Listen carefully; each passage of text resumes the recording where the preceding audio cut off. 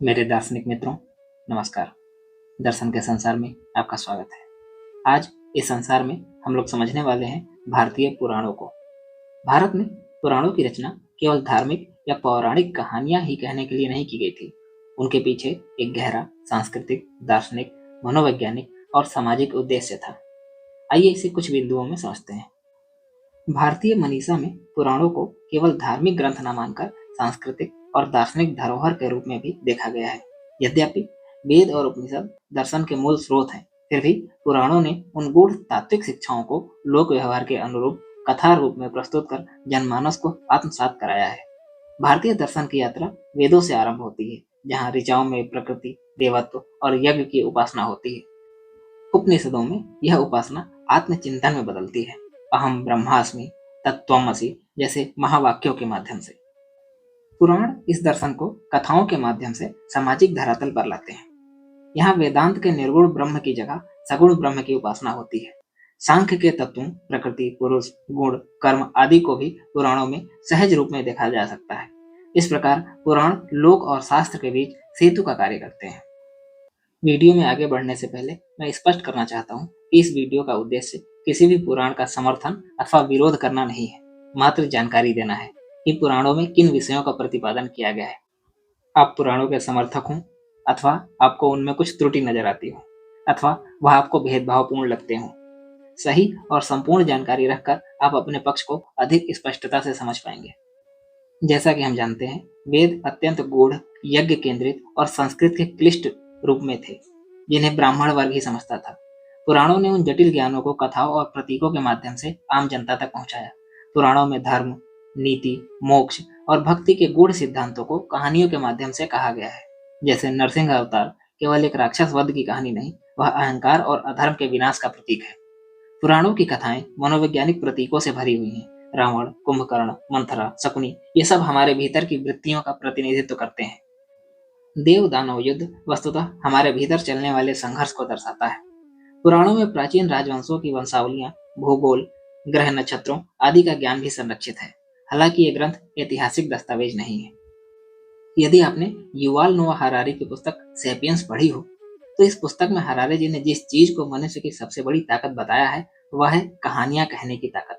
जब संपूर्ण समाज किसी एक तरह की कहानी में विश्वास करने लगता है, तो समाज में एकता की भावना का विस्तार होता है। भारत एक विशाल भूभाग है, जहाँ विविध लोक कथाएं थीं। पुराणों ने उन्हें समाहित कर भारत की सांस्कृतिक एकता को पल्लवित किया है। एक ही देवी को कहीं काली, कहीं दुर्गा, कहीं अम्बा के रूप में चित्रित किया गया है। भारतीय दर्शन समय को चक्रीय मानता है। 4 युगों अर्थात सतयुग, त्रेता युग, द्वापर युग और कलयुग का विवरण और समय की चक्रीय धारणा पुराणों की खास विशेषता है। यह हमें बताता है कि जीवन में परिवर्तन और विनाश एक आवश्यक प्रक्रिया के रूप में होते हैं। वास्तव में पुराण सही या गलत, प्रमाणिक या अप्रमाणिक से अधिक तत्कालिक समाज की आवश्यकता के अनुरूप बनाए गए थे। हम आज अपने इस वीडियो में इस बहस में नहीं जाएंगे कि पुराणों में जो लिखा है वह ठीक है या नहीं। हम आज सिर्फ यह जानने की कोशिश करेंगे कि वहाँ लिखा क्या है। और यह बात तो आपको भी माननी ही पड़ेगी कि इन ग्रंथों के रचयिता निश्चित रूप से विलक्षण प्रतिभा के धनी थे। आप जरा आज की कहानी लेखन, उपन्यास या फिर फिल्मों की स्क्रिप्ट पर नजर डालिए और फिर उन कथाओं को देखिए जो पुराणों में वर्णित है। आप सहज ही यह निष्कर्ष निकाल लेंगे कि पुराणों के लेखकों का कौशल और उनकी प्रतिभा आज के लेखकों से कई कई गुना अधिक है। आज हम लोग अपने इस एक ही वीडियो में सभी प्रमुख पुराणों की विषय वस्तु को समझने का प्रयास करेंगे। मुख्य पुराणों की संख्या 18 है। क्योंकि हम लोग सभी 18 पुराणों को इस एक ही वीडियो में लेने वाले हैं, इसलिए संक्षिप्त होते हुए भी ये वीडियो थोड़ी लंबी हो सकती है। लेकिन यकीन मानिए, यहाँ निवेश किया गया समय आपको अच्छा प्रतिफल देगा और भारतीय धर्म और दर्शन की समझ विकसित करने में आपकी सहायता करेगा। वीडियो शुरू करने से पहले यदि अभी तक आपने हमारा चैनल सब्सक्राइब न किया हो, तो कृपया चैनल सब्सक्राइब कर लें और अपने दोस्तों में शेयर भी करें। हम आज जिन पुराणों को समझने वाले हैं वे हैं ब्रह्म पुराण, विष्णु पुराण, शिव पुराण, इसे वायु पुराण भी कहते हैं, श्रीमद् भागवत पुराण, नारद पुराण, मार्कंडेय पुराण, अग्नि पुराण, भविष्य पुराण, ब्रह्म वैवर्त पुराण, लिंग पुराण, वाराह पुराण, स्कंद पुराण, वामन पुराण, कूर्म पुराण, मत्स्य पुराण, गरुड़ पुराण, पद्म पुराण और ब्रह्मांड पुराण। आइए अब एक एक करके सभी पुराणों पर विस्तार से चर्चा करते हैं। पहला पुराण है ब्रह्म पुराण। ब्रह्म पुराण का संबंध मुख्यतः ब्रह्मा, विष्णु, शिव और विभिन्न देवी देवताओं की महिमा से है। इसमें धार्मिक ज्ञान, पुरानी कथाएं, तीर्थों का महत्व और जीवन के उद्देश्यों की चर्चा की गई है। इसे आदि पुराण भी कहा जाता है क्योंकि इसे पुराणों में सबसे प्राचीन माना गया है, हालांकि इसकी रचना बाद में की गई है। आइए अब ब्रह्म पुराण की विषय वस्तु पर चर्चा करते हैं। ब्रह्मांड द्वारा सृष्टि की रचना का वर्णन इस पुराण का प्रमुख हिस्सा है। इसमें बताया गया है कि कैसे ब्रह्मा ने पंचभूतों अर्थात पृथ्वी, जल, अग्नि, वायु और आकाश से जगत की रचना की। फिर उन्होंने मनु और शत्रुपा से मानव जाति की उत्पत्ति की। ब्रह्म पुराण में आई कुछ प्रमुख कथाएं इस प्रकार हैं। ब्रह्मा की उत्पत्ति और सृष्टि चक्र, श्री विष्णु का जगन्नाथ स्वरूप, नीलमाधव और जगन्नाथ की कथा, प्रलय और पुनः सृष्टि का सिद्धांत, सांवर्णी मनु की कथा, वेदों की रक्षा हेतु मत्स्य अवतार की कथा, भविष्य कल्प और धर्म की रक्षा की भूमिका, कश्यप, दक्ष, सती और शिव की प्रारंभिक कथाएं, शिव पार्वती विवाह की कथा, नारद की यात्राएं और उनकी शास्त्र चर्चाएं, पृथ्वी और नदियों का स्तुति संवाद, गंगा अवतरण की भूमिका, तीर्थों का वर्णन और उनके पीछे की कथाएं, यम, धर्मराज और मृत्यु का सिद्धांत, देवता और दानवों की संघर्ष गाथाएं, श्री कृष्ण जन्म, बाल लीला और द्वारिका की झांकी, वेद व्यास और ब्रह्म ऋषियों का संवाद। यह सब कुछ ब्रह्म पुराण की मुख्य विषय हैं। इस पुराण में धर्म के 4 स्तंभों सत्य, करुणा, तप और दान पर जोर दिया गया है। कर्म के सिद्धांत के अनुसार अच्छे कर्म स्वर्ग की ओर ले जाते हैं और बुरे कर्म नरक की ओर। ब्रह्म पुराण में एक बहुत ही मशहूर कथा आती है जिसे आपने अवश्य ही किसी न किसी माध्यम से देखा, सुना अथवा पढ़ा होगा। यह कथा है शिव के अपमान और सती के आत्मदाह की कथा। सती के पिता दक्ष प्रजापति ने एक यज्ञ का आयोजन किया था, परंतु इस यज्ञ में शिव को आमंत्रण नहीं दिया गया था। शिव की पत्नी सती ने इसे शिव का अपमान समझा और यज्ञ में अपने प्राण त्याग दिए। शिव ने क्रोध में वीरभद्र को उत्पन्न कर यज्ञ को नष्ट कर दिया तथा दक्ष का सिर काट दिया। कथा इसके बाद भी बहुत दूर तक जाती है और इसमें यह वर्णन भी आता है कि भारत में अलग अलग स्थानों पर शक्तिपीठों की स्थापना किस तरीके से हुई है।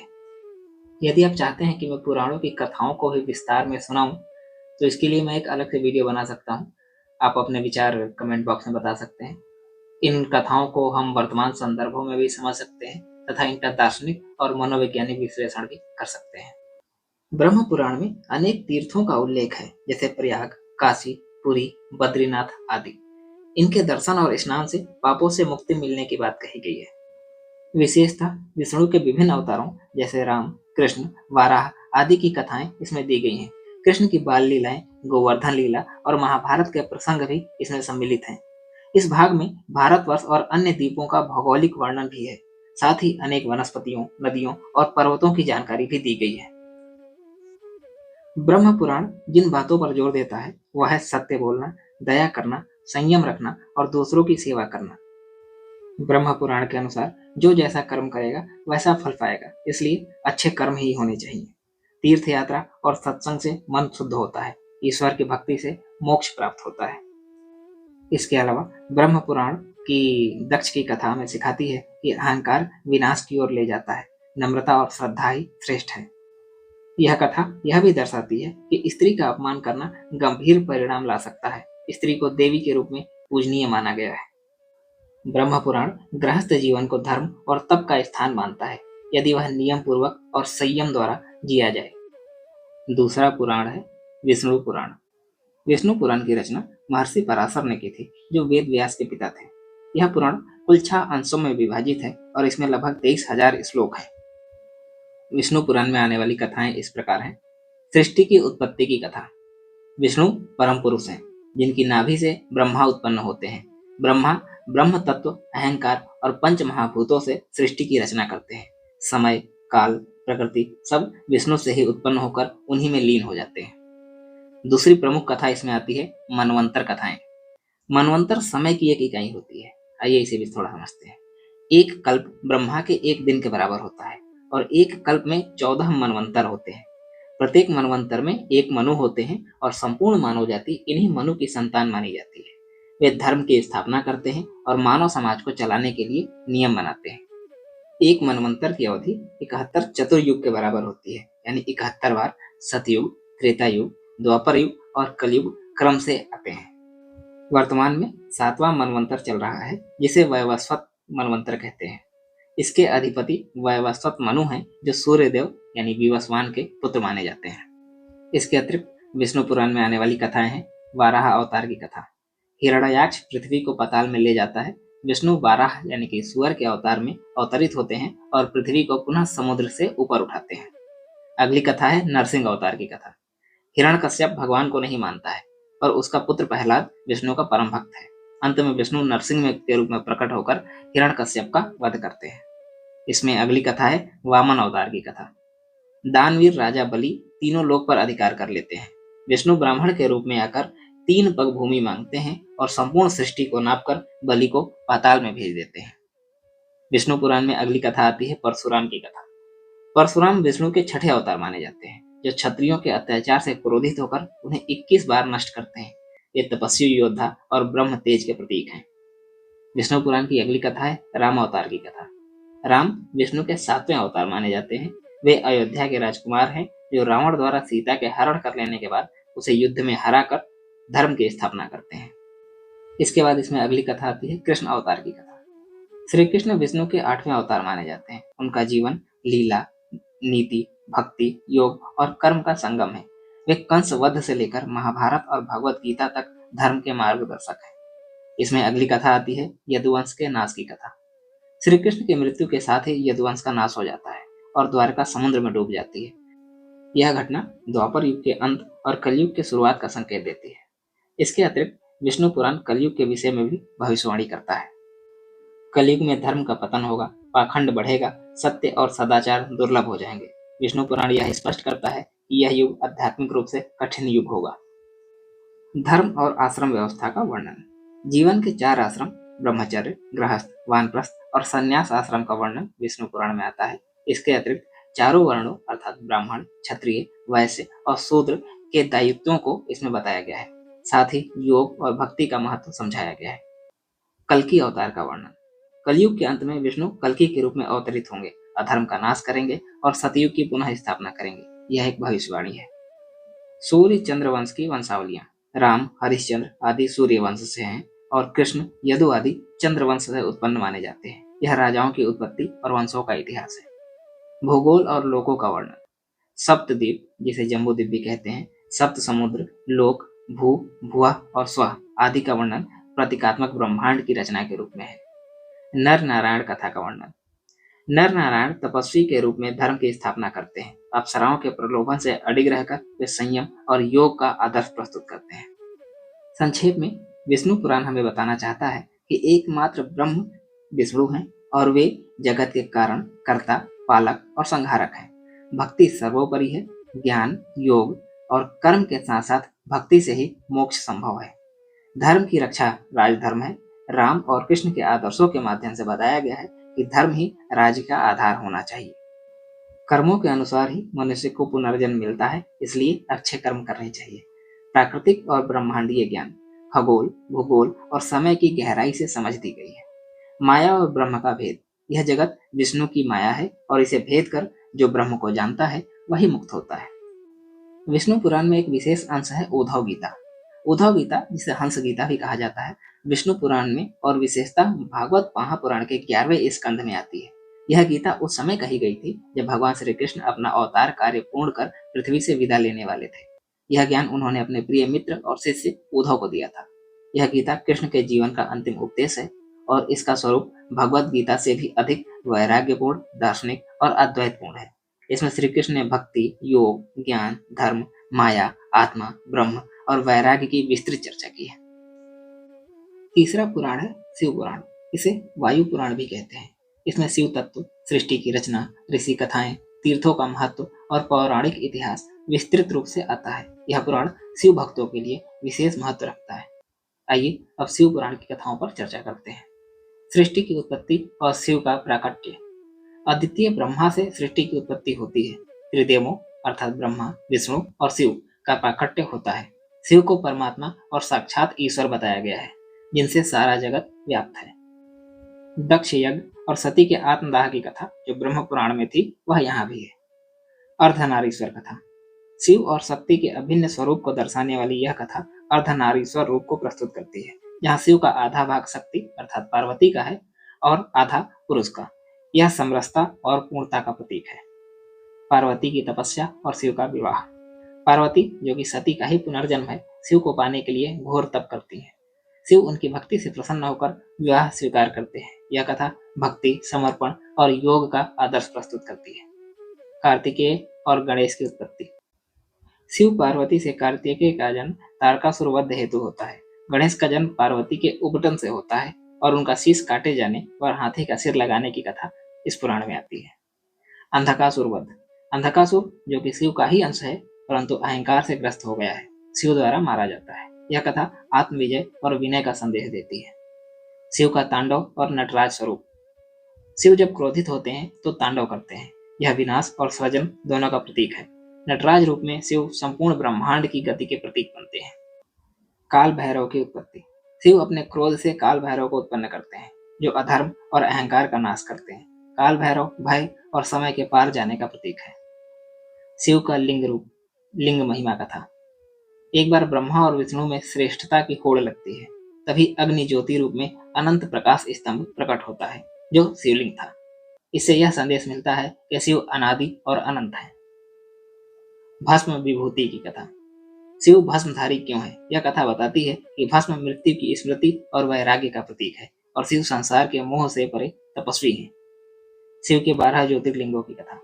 वायु पुराण में 12 ज्योतिर्लिंगों के महत्व का वर्णन आता है। सोमनाथ से लेकर घृष्णेश्वर महादेव तक की कथा इसमें आती है। यह शिव के व्यापक स्वरूप और भक्तों से उनके संबंध का द्योतक है। त्रिपुरासुर वध की कथा।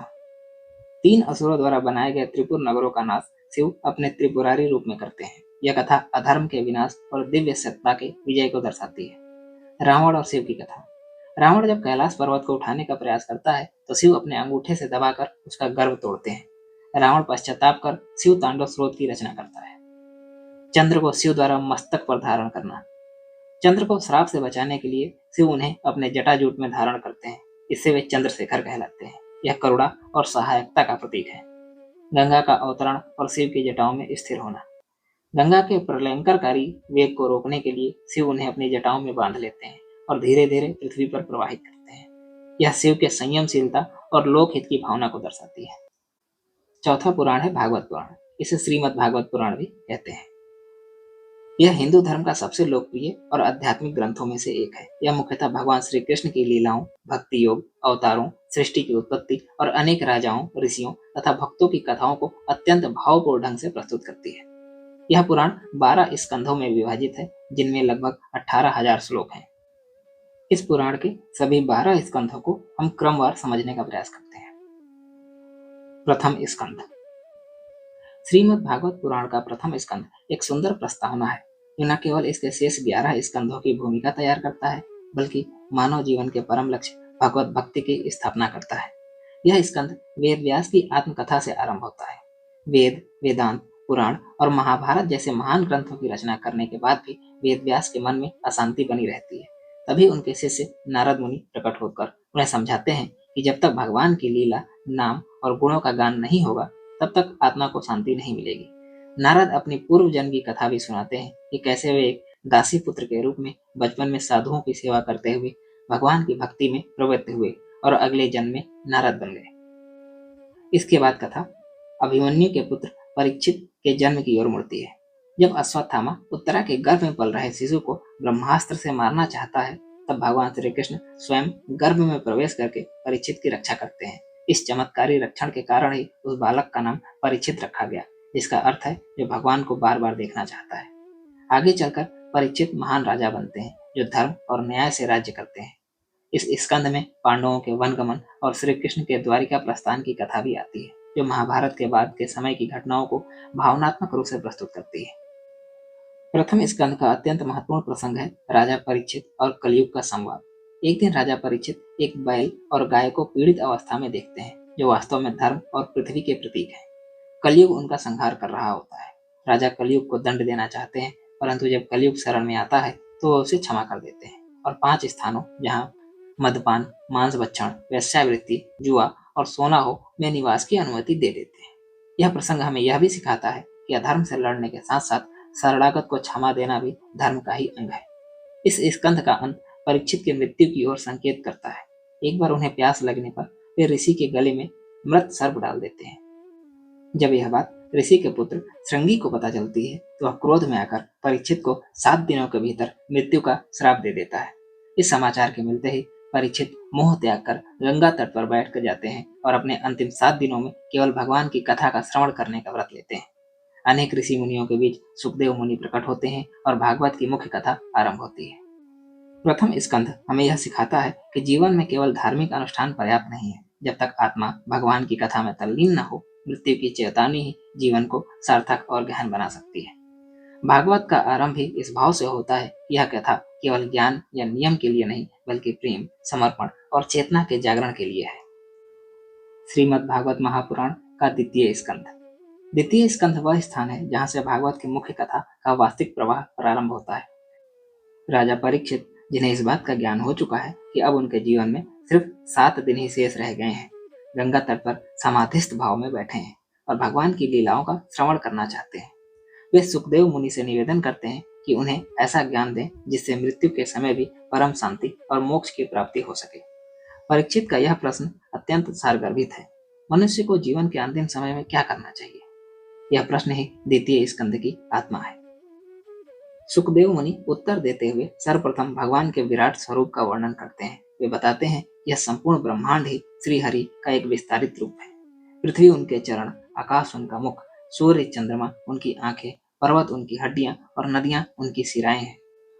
यह विराट रूप हमें यह अनुभूति कराता है कि ईश्वर केवल मूर्ति या अवधारणा नहीं, बल्कि सारा जगत ही उनका प्रतिरूप है। इससे भक्ति का आरंभ एक व्यापक समग्र दृष्टि से होता है, जहाँ उपासक संसार को ही श्री हरि का मंदिर मानने लगता है। इसके आगे सुखदेव मुनि भक्ति योग के विभिन्न प्रकारों का परिचय देते हैं और यह स्पष्ट करते हैं कि श्रवण, कीर्तन, स्मरण यही भगवान की आराधना के सर्वोत्तम साधन है। इस स्कंध में भक्तों के लिए यह दिशा दी जाती है कि केवल ज्ञान या कर्म नहीं, बल्कि श्रद्धा और भक्ति ही उस परम लक्ष्य की ओर ले जाती है जहाँ आत्मा परमात्मा में लीन हो जाती है। सुखदेव मुनि यह भी बताते हैं कि जिनके पास समय बहुत कम है, जैसे परीक्षित, उन्हें केवल श्री हरि के नाम, गुण और रूप और लीला का निरंतर चिंतन करते हुए मृत्यु का वर्ण करना चाहिए। यह कथन न केवल मृत्यु शैया पर बैठे व्यक्ति के लिए, बल्कि हम सभी के लिए एक गहन सीख है कि हर क्षण भगवान के स्मरण में बदल देना ही जीवन का सार है। द्वितीय स्कंध में यह भी बताया गया है कि ब्रह्मा की उत्पत्ति किस प्रकार हुई और कैसे उन्होंने अपने ध्यान से सृष्टि की रचना की। सृष्टि क्रम की यह व्याख्या वैदिक ब्रह्म ज्ञान की मूल धारा को भागवत में सुंदर ढंग से पिरोती है। यह स्कंध शुद्ध भक्ति की नींव रखता है। यह हमें सिखाता है कि जीवन कितना भी अल्प क्यों न रह गया हो, यदि वह हरि स्मरण में व्यतीत हो तो वह सबसे श्रेष्ठ जीवन है। अंत में सुखदेव मुनि यह घोषणा करते हैं कि आगे वे परीक्षित को भगवान की विविध लीलाओं का विस्तार पूर्वक वर्णन करेंगे, जो मनुष्य को जन्म मरण के बंधन से मुक्त कर सकता है। श्रीमद् भागवत पुराण का तृतीय स्कंध। तृतीय स्कंध भागवत कथा को अधिक गहराई और व्यापकता देता है। इस स्कंध में सृष्टि की उत्पत्ति, जीव के पतन और मोक्ष की प्रक्रिया का दार्शनिक विवेचन किया गया है। कथा की शुरुआत में विदुर और मैत्रेय मुनि के बीच संवाद होता है। विदुर, जो महाभारत में धृतराष्ट्र के मंत्री और धर्मराज यम के अवतार माने जाते हैं, महाभारत युद्ध के पश्चात ग्रह त्याग कर तीर्थ यात्रा पर निकलते हैं और मैत्रेय मुनि से मिलते हैं। वे उनसे ब्रह्मांड की उत्पत्ति, भगवान की माया और जीवात्मा के उद्धार का मार्ग पूछते हैं। मैत्रेय मुनि बताते हैं कि सृष्टि के आरंभ में भगवान ने ब्रह्मा को उत्पन्न किया और उन्हें सृष्टिकर्ता का कार्य सौंपा। ब्रह्मा ध्यान में लीन होकर भगवान के विराट स्वरूप को देखते हैं और उनसे ज्ञान प्राप्त करते हैं। इसके पश्चात वे मनु, ऋषि, देव, असुर, पशु पक्षी आदि की रचना करते हैं। इस क्रम में कपिल देव की कथा विशेष रूप से महत्वपूर्ण है। कपिल मुनि भगवान विष्णु के अवतार हैं और देवहूति, जो एक पतिव्रता और साधिका है, कपिल से सांख्य दर्शन का उपदेश मांगती है। कपिल मुनि उन्हें अत्यंत सरल और भावपूर्ण रूप में आत्मा, प्रकृति और पुरुष का ज्ञान देते हैं। ये समझाते हैं कि जीवात्मा प्रकृति के गुणों से बंधकर जन्म मरण के चक्र में फंसी रहती है, किंतु जब वह भगवान की भक्ति में प्रवृत्त होती है तो वह इस बंधन से मुक्त होकर परम शांति को प्राप्त करती है। इस स्कंध में ध्रुव की कथा की भी भूमिका बनती है और नारद द्वारा ध्रुव को दी गई शिक्षा का उल्लेख होता है। साथ ही हिरण्याक्ष नामक राक्षस का वध भी वर्णित है, जो पृथ्वी को पाताल में ले जाता है। जब भगवान वाराह रूप में प्रकट होकर पृथ्वी का उद्धार करते हैं और हिरण्याक्ष का वध करते हैं। यह प्रसंग भगवान की करुणा और शक्तिशाली स्वरूप का प्रतीक है, जो भक्तों की रक्षा के लिए किसी भी रूप में प्रकट हो सकते हैं। तीसरा स्कंद एक और दर्शन का गहन बोध कराता है, वहीं दूसरी ओर भक्त और भगवान के मध्य सजीव संवादों और घटनाओं के माध्यम से श्रोताओं के मन को भाव विभोर कर देता है। इसमें सांसारिक बंधनों के कारण आत्मा के पतन और भक्ति के द्वारा उसके उत्थान को सुंदर ढंग से दिखाया गया है। श्रीमद् भागवत पुराण का चतुर्थ स्कंद। चतुर्थ स्कंद भागवत पुराण का अत्यंत भावनात्मक और शिक्षाप्रद भाग है। इसमें अहंकार, अपमान, भक्ति और वैराग्य की गूढ़ शिक्षाएं निहित है। यह स्कंद मुख्यतः 3 प्रमुख घटनाओं पर केंद्रित है: दक्ष का यज्ञ और सती का आत्मदाह, ध्रुव चरित्र और प्राचीन ब्रह्मवंश की कथा। इसमें प्रत्येक कथा मानवीय मन के विभिन्न स्तरों और भगवान की कृपा के रहस्यों को उजागर करती है। दक्ष प्रजापति के यज्ञ और सती के आत्मदाह की कथा हम लोग ब्रह्म पुराण में सुन चुके हैं। इसके बाद आती है ध्रुव चरित्र, जो इस स्कंद की आत्मा है। ध्रुव एक बालक है जो अपनी सौतेली माता से अपमानित और दुखी होकर अपनी माता सुनीति की प्रेरणा से वन में चले जाते हैं और भगवान को पाने का निश्चय करते हैं। वन में नारद मुनि उन्हें दर्शन देते हैं और भक्ति की विधि बताते हैं। ध्रुव कठिन तप करते हैं, जिससे प्रसन्न होकर भगवान नारायण प्रकट होते हैं और उन्हें ध्रुवपद, एक अमर लोक का वरदान देते हैं। यह कथा हमें यह दिखाती है कि सच्चा संकल्प, माँ की शुभ प्रेरणा और ईश्वर की भक्ति किसी को भी दिव्यता तक पहुंचा सकती है, चाहे वह एक उपेक्षित बालक ही क्यों न हो।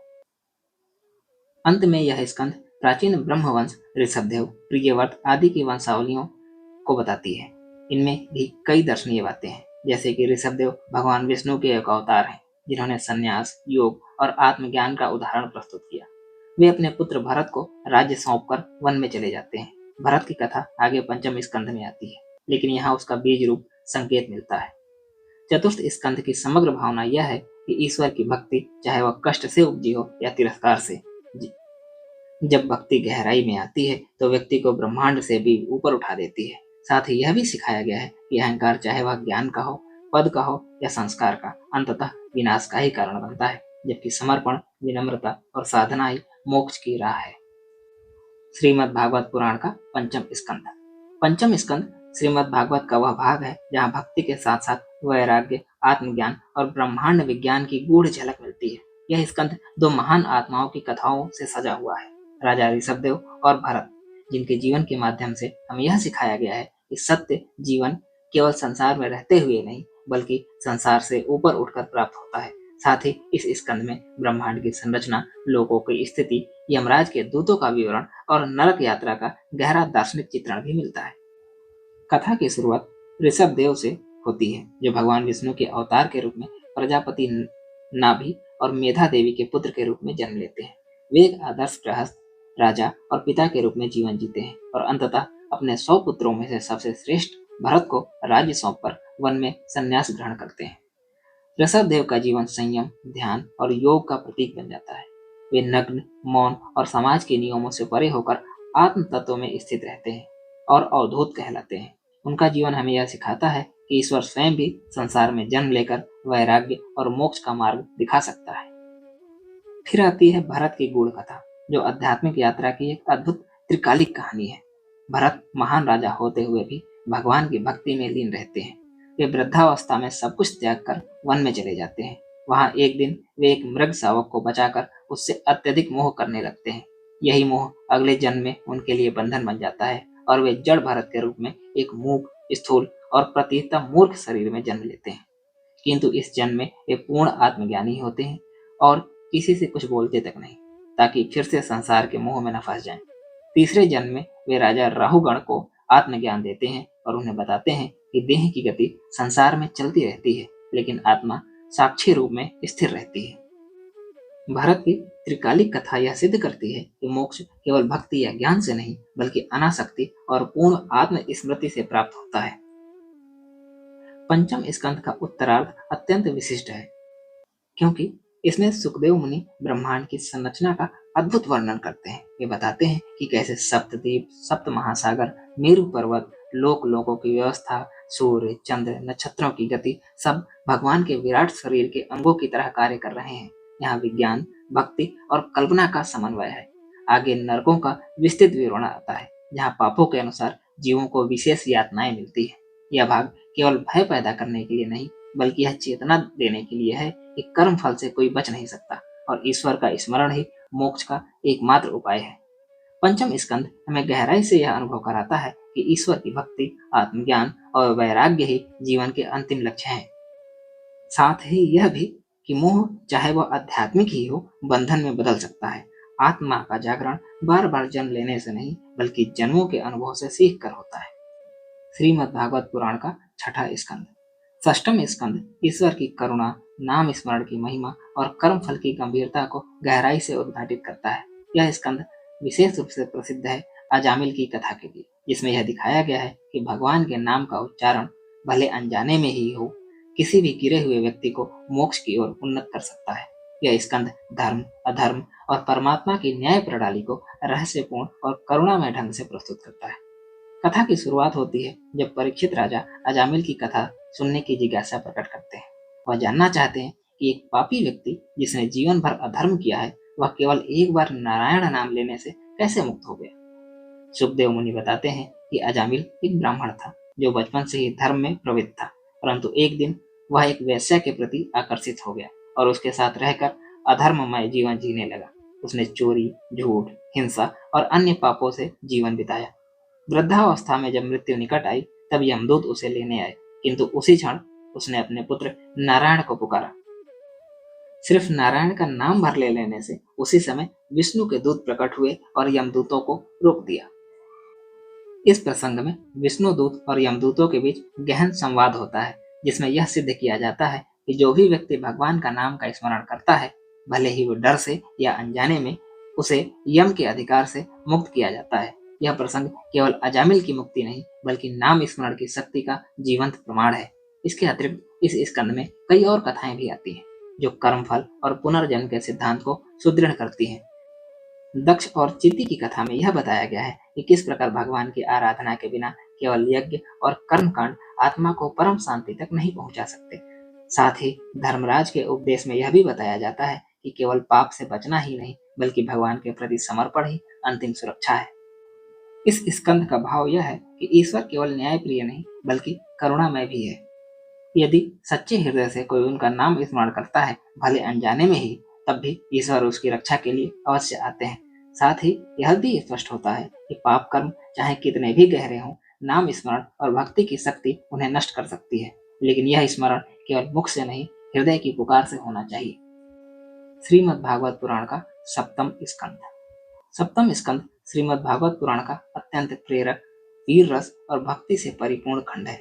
इसमें भक्ति की अजेयता, ईश्वर के न्याय और आत्मा की निर्भयता का अद्भुत संगम देखने को मिलता है। यह स्कंद मुख्यतः भगवान के नरसिंह अवतार और प्रहलाद के चरित्र को समर्पित है। इसमें यह प्रतिपादित किया गया है कि भक्ति धर्म, आयु, कुल या परिस्थितियों की परवाह नहीं करती। जो भी सच्चे मन से भगवान को पुकारता है, वह उनका प्रिय बन जाता है। यह कथा कहती है कि हिरण्यकश्यपु, जो कि एक राक्षस है, अपने भाई हिरण्याक्ष के वध से क्रोधित होकर भगवान विष्णु से प्रतिशोध लेने के लिए तप करता है। ब्रह्मा जी से वर प्राप्त कर वह स्वयं को अमर के समकक्ष बना लेता है। न कोई देव, न मानव, न दिन में न रात में, न अस्त्र से, न शस्त्र से, न भूमि पर, न आकाश में उसे कोई मार सके। इस वर के बल पर वह तीनों लोगों पर अत्याचार करता है और स्वयं को ईश्वर घोषित कर देता है। लेकिन उसी के घर में जन्म लेता है प्रहलाद, जो बचपन से ही भगवान विष्णु का अनन्य भक्त होता है। हिरण्यकश्यपु अनेक बार उसे समझाने, डराने और मारने की कोशिश करता है, लेकिन बालक प्रहलाद अडिग रहता है। वह कहता है, भगवान तो सर्वत्र है पिता, चाहो तो इस खंभे को भी देख लो। और उसी क्षण भगवान विष्णु नरसिंह के रूप में प्रकट होते हैं, आधे सिंह और आधे मानव के रूप में। वे सांझ के समय द्वार पर हिरण्यकश्यपु को अपनी जंघा पर रखकर अपने नाखूनों से वध कर देते हैं। भगवान विष्णु ब्रह्मा द्वारा दिए गए सारे वरों को ध्यान में रखते हुए भी हिरण्यकश्यपु का वध कर देते हैं। इस दृश्य में ईश्वर की लीला और न्याय का अनुपम दर्शन होता है। नारायण यह दिखाते हैं कि पाप चाहे कितना ही बड़ा क्यों न हो, वह भक्त के सामने टिक नहीं सकता, और यह कि ईश्वर का न्याय केवल तर्क या शास्त्र नहीं, करुणा और समर्पण से संचालित होता है।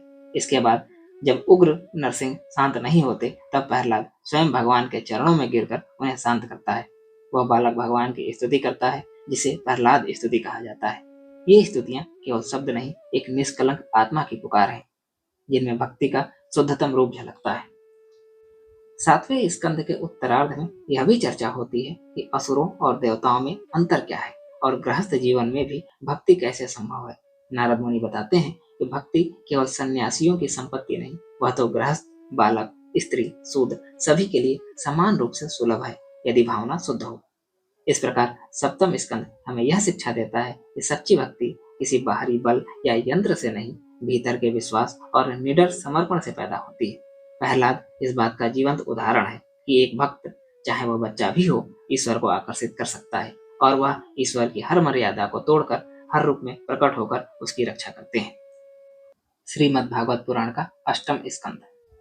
अष्टम स्कंद हमें ईश्वर की लीलाओं को और भी अद्भुत रंग में दिखाता है। यहाँ भक्ति, धैर्य, छल की मर्यादा और संघर्ष में ईश्वर की उपस्थिति का दिव्य समन्वय मिलता है। इस स्कंध में 3 प्रसिद्ध कथाएं आती हैं: गजेंद्र मोक्ष, समुद्र मंथन और वामन अवतार की कथा। ये कथाएं हमें बताती हैं कि जब कोई जीव अपनी सीमाओं में होकर भी ईश्वर को पूरी श्रद्धा से पुकारता है तो ईश्वर स्वयं उसके लिए अपनी मर्यादा तोड़कर भी आते हैं। कथा की शुरुआत होती है गजेंद्र मोक्ष से। एक हाथी जो अतीत जन्म में राजा था परंतु अहंकारवश शापवश हाथी बना। एक दिन वह जलाशय में स्नान करते समय मगर के द्वारा पकड़ लिया जाता है। घंटों दिनों तक संघर्ष करता है परंतु जब वह सारी शक्ति लगा चुका है तब वह अपने पूर्व जन्म की स्मृति से भगवान नारायण को पुकारता है। यह पुकार इतनी सच्ची होती है कि भगवान वैकुंठ से तुरंत गरुड़ पर सवार होकर आते हैं और चक्र से उस मगर का वध कर गजेंद्र की रक्षा करते हैं। यह कथा सिखाती है कि भक्ति की पूर्णता तब होती है जब अभिमान टूटता है और शरणागति का भाव जगता है। फिर आती है समुद्र मंथन की अद्भुत प्रतीकात्मक कथा। देवता और दानव एक साथ मिलकर क्षीर सागर को मथते हैं ताकि अमृत की प्राप्ति हो सके। यहाँ मद्राचल पर्वत मथनी बनता है। वासुकी नाग रस्सी के रूप में काम आता है और स्वयं भगवान कच्छप यानी कछुए के रूप में मद्राचल को अपनी पीठ पर धारण करते हैं। मंथन में सबसे पहले हलाहल विष निकलता है जिसे भगवान शिव पी जाते हैं और वे नीलकंठ बनते हैं। फिर क्रमशः बहुत सी वस्तुएं निकलती हैं: एरावत, कामधेनु, लक्ष्मी, धनवंतरी और अंत में अमृत कलश। असुर जब अमृत लेकर भागते हैं तब भगवान मोहिनी रूप धारण कर उन्हें मोह में डालते हैं और अमृत देवताओं को दे देते हैं। यह कथा दिखाती है कि अमृत पाने के लिए पहले विष को स्वीकारना होता है और यह भी कि ईश्वर केवल दया नहीं करते, वे यथा समय नीति और लीला से सभी लोगों की रक्षा भी करते हैं। और अंत में आती है अत्यंत मार्मिक वामन अवतार की कथा। जब दैत्यराज बलि, जो कि एक अत्यंत दानी, धर्मनिष्ठ और पराक्रमी असुर है, तीनों लोक पर राज्य करते हैं, देवता भयभीत हो जाते हैं। तब भगवान विष्णु एक बौने ब्राह्मण बालक के रूप में जन्म लेते हैं। वामन बलि से 3 पग भूमि की मांग करते हैं और बलि वचन का पालन करते हुए वह दे देता है। तभी वामन विशाल रूप धारण करते हैं। एक पग में धरती, दूसरे पग में आकाश और तीसरे पग रखने को जब कुछ न रहने पर बलि अपना सिर अर्पित करता है। इस लीला में भगवान बलि से प्रसन्न होकर उसे पाताल लोक का स्वामी बना देते हैं और वचन देते हैं कि उसके द्वारपाल बनकर स्वयं उसकी सेवा करेंगे। यह कथा हमें सिखाती है कि दान केवल बाहरी नहीं, आंतरिक समर्पण भी है और ईश्वर वचन के प्रति कितने श्रद्धावान है, इसका सजीव उदाहरण वामन अवतार है। अष्टम स्कंद की समस्त कथाएं यह संकेत देती हैं कि ईश्वर केवल संकट में नहीं, हर संघर्ष, हर क्षण में हमारे साथ हैं। बस हमें उन्हें सच्चे भाव से पुकारने की देर है। अहंकार टूटे, हृदय झुके और श्रद्धा जगे, यही है सच्ची शरणागति। श्रीमद् भागवत पुराण का 9वां स्कंद। 9वां स्कंद इतिहास और भक्ति का एक ऐसा सेतु है जहां से हमें राजवंशों की परंपरा, धर्म का उत्थान पतन और उनमें छिपी ईश्वर की गूढ़ व्यवस्था का परिचय मिलता है। इस स्कंद में विशेष रूप से सूर्यवंश और चंद्रवंश की वंशावलियों का वर्णन है, जिनके माध्यम से श्री राम और श्री कृष्ण जैसे अवतार इस पृथ्वी पर प्रकट होते हैं। यह स्कंद पुराण की उस शाखा को छूता है जहां धर्म केवल वैराग्य नहीं, राजधर्म और कर्तव्य के रूप में प्रकट होता है। कथा की शुरुआत होती है सूर्य वंश के वर्णन से। आदित्य वंश के राजा इक्ष्वाकु से शुरू होकर अनेक महान सम्राटों की वंशावली मिलती है, जिसमें हरिश्चंद्र, दिलीप, रघु, अज और अंततः भगवान श्री राम तक की रेखा स्पष्ट होती है। हरिश्चंद्र की सत्यनिष्ठा, रघु की वीरता और श्री राम की मर्यादा, इन सबको सुखदेव मुनि क्रमशः परीक्षित को सुनाते हैं, यह बताने के लिए कि धर्म केवल उपदेश नहीं, व्यवहार में उतरने वाली शक्ति है। इसके बाद आता है चंद्रवंश, जो सोम से शुरू होता है। इसमें पुरुरवा, नहुस, ययाति जैसे विशिष्ट राजाओं की गाथाएं आती हैं। ययाति की कथा में कामना और वैराग्य के द्वंद्व को गहराई से प्रस्तुत किया गया है कि कैसे यौवन और भोग की इच्छा अंततः भी तृप्ति नहीं देती और आत्मा की शांति केवल विरक्ति और भक्ति में ही है। चंद्रवंश की एक धारा से ही यदुवंश प्रकट होता है, जिसमें आगे चलकर श्री कृष्ण का जन्म होता है। नवम स्कंध में नारायण की लीला का बीज रूप दिखाई देता है कि कैसे ईश्वर अपने अवतारों के लिए समय, कुल, स्थान सब कुछ पूर्व में ही रचते हैं। इस स्कंध का अंतिम भाग समर्पित है उन राजाओं को जिन्होंने राजधर्म के साथ ईश्वर की आराधना को नहीं छोड़ा। यह दिखाता है कि कोई भी कर्तव्य अगर ईश्वर की स्मृति के साथ निभाया जाए तो वह जीवन को पावन बना देता है। नवम स्कंध यह भी स्पष्ट करता है कि भक्ति केवल संन्यास में नहीं, गृहस्थ और राजा के जीवन में भी पूर्णतः फलती है, यदि वह निष्काम और निस्वार्थ हो। यह स्कंध धर्म, वंश और समय की गहराई में उतरकर हमें तैयार करता है दसम स्कंध की उस दिव्य यात्रा के लिए जहाँ स्वयं श्री कृष्ण प्रकट होने वाले हैं। श्रीमद् भागवत पुराण का दसम स्कंध। दसम स्कंध श्रीमद् भागवत का सबसे विहंगम, मधुर और दिव्य खंड है। यह वह चरण है जहां भगवान श्री कृष्ण स्वयं लीला अवतार रूप में इस पृथ्वी पर प्रकट होते हैं। इस स्कंध की कथा केवल देवत्व की नहीं, मनुष्य के हृदय में ईश्वर के खेल की है, जहां शिशु कृष्ण के हंसने में ब्रह्मांड समाहित है और उनकी बांसुरी की तान में जीवन का अंतिम रहस्य। कथा प्रारंभ होती है कंस के अत्याचार से, जो कि देवताओं और धरती का संतुलन बिगाड़ चुका है। तभी भगवान विष्णु यह प्रतिज्ञा करते हैं कि वे यदुवंश में जन्म लेकर अधर्म का नाश करेंगे। देवकी वासुदेव के गर्भ से भगवान श्री कृष्ण का जन्म होता है। श्री कृष्ण को जन्म के तुरंत बाद गोकुल में नंद यशोदा के यहाँ भेज दिया जाता है और यहीं से शुरू होती है उनकी बाल लीलाएं, जो मासूमियत, चमत्कार और परम भक्ति से भरी हुई है। पूतनावध, संकटासुर मल्ल युद्ध, यमलार्जुन उद्धार, कालिया नागमर्दन, गोवर्धन धारण और माखन चुराने की लीलाएं केवल घटनाएं नहीं बल्कि भक्त और भगवान के बीच जीवंत बातचीत है। फिर आती है रासलीला, जो इस स्कंद का अत्यंत भावुक और रहस्यात्मक पक्ष है। गोपियां जो बाहर से साधारण ग्वालिने हैं, भीतर से अलौकिक आत्माएं हैं, जो अपने अपने कर्म और स्वभाव को त्याग कर केवल कृष्ण में रम जाती हैं। रासलीला भौतिक प्रेम नहीं, आत्मिक समर्पण का नृत्य है, जहां हर गोपी को लगता है कि कृष्ण केवल उसके साथ हैं और कृष्ण वास्तव में सभी के साथ होते हैं। यह लीला हमें सिखाती है कि जब आत्मा संपूर्ण समर्पण करती है तब ईश्वर हर हृदय में प्रकट हो जाता है। श्री कृष्ण केवल बालक या योद्धा नहीं, वे पुरुषोत्तम हैं, जो शिशु बनकर भी शरण देते हैं और राजा बनकर भी विनम्र रहते हैं।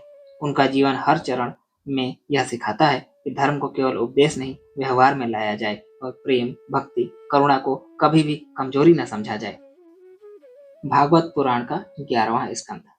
एकादश स्कंद को भागवत का दर्शन पक्ष कहा जा सकता है, जहां ईश्वर अब केवल लीला पुरुष नहीं रहते बल्कि अपने प्रेमी भक्त को अंतिम ज्ञान देने वाले गुरु बन जाते हैं। यह स्कंद मुख्यतः श्री कृष्ण और उद्धव के संवाद पर आधारित है। इस संवाद को उद्धव गीता भी कहा जाता है। यह संवाद भगवत गीता की तरह ही गूढ़ परंतु अधिक शांत और अधिक समर्पण प्रधान है।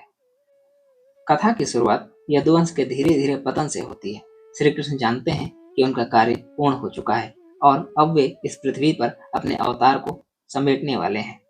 ऐसे समय में उनके प्रिय सखा और शिष्य उद्धव उनसे निवेदन करते हैं कि भगवान, जब आप इस लोक से जाएंगे तो हमें कौन राह दिखाएगा?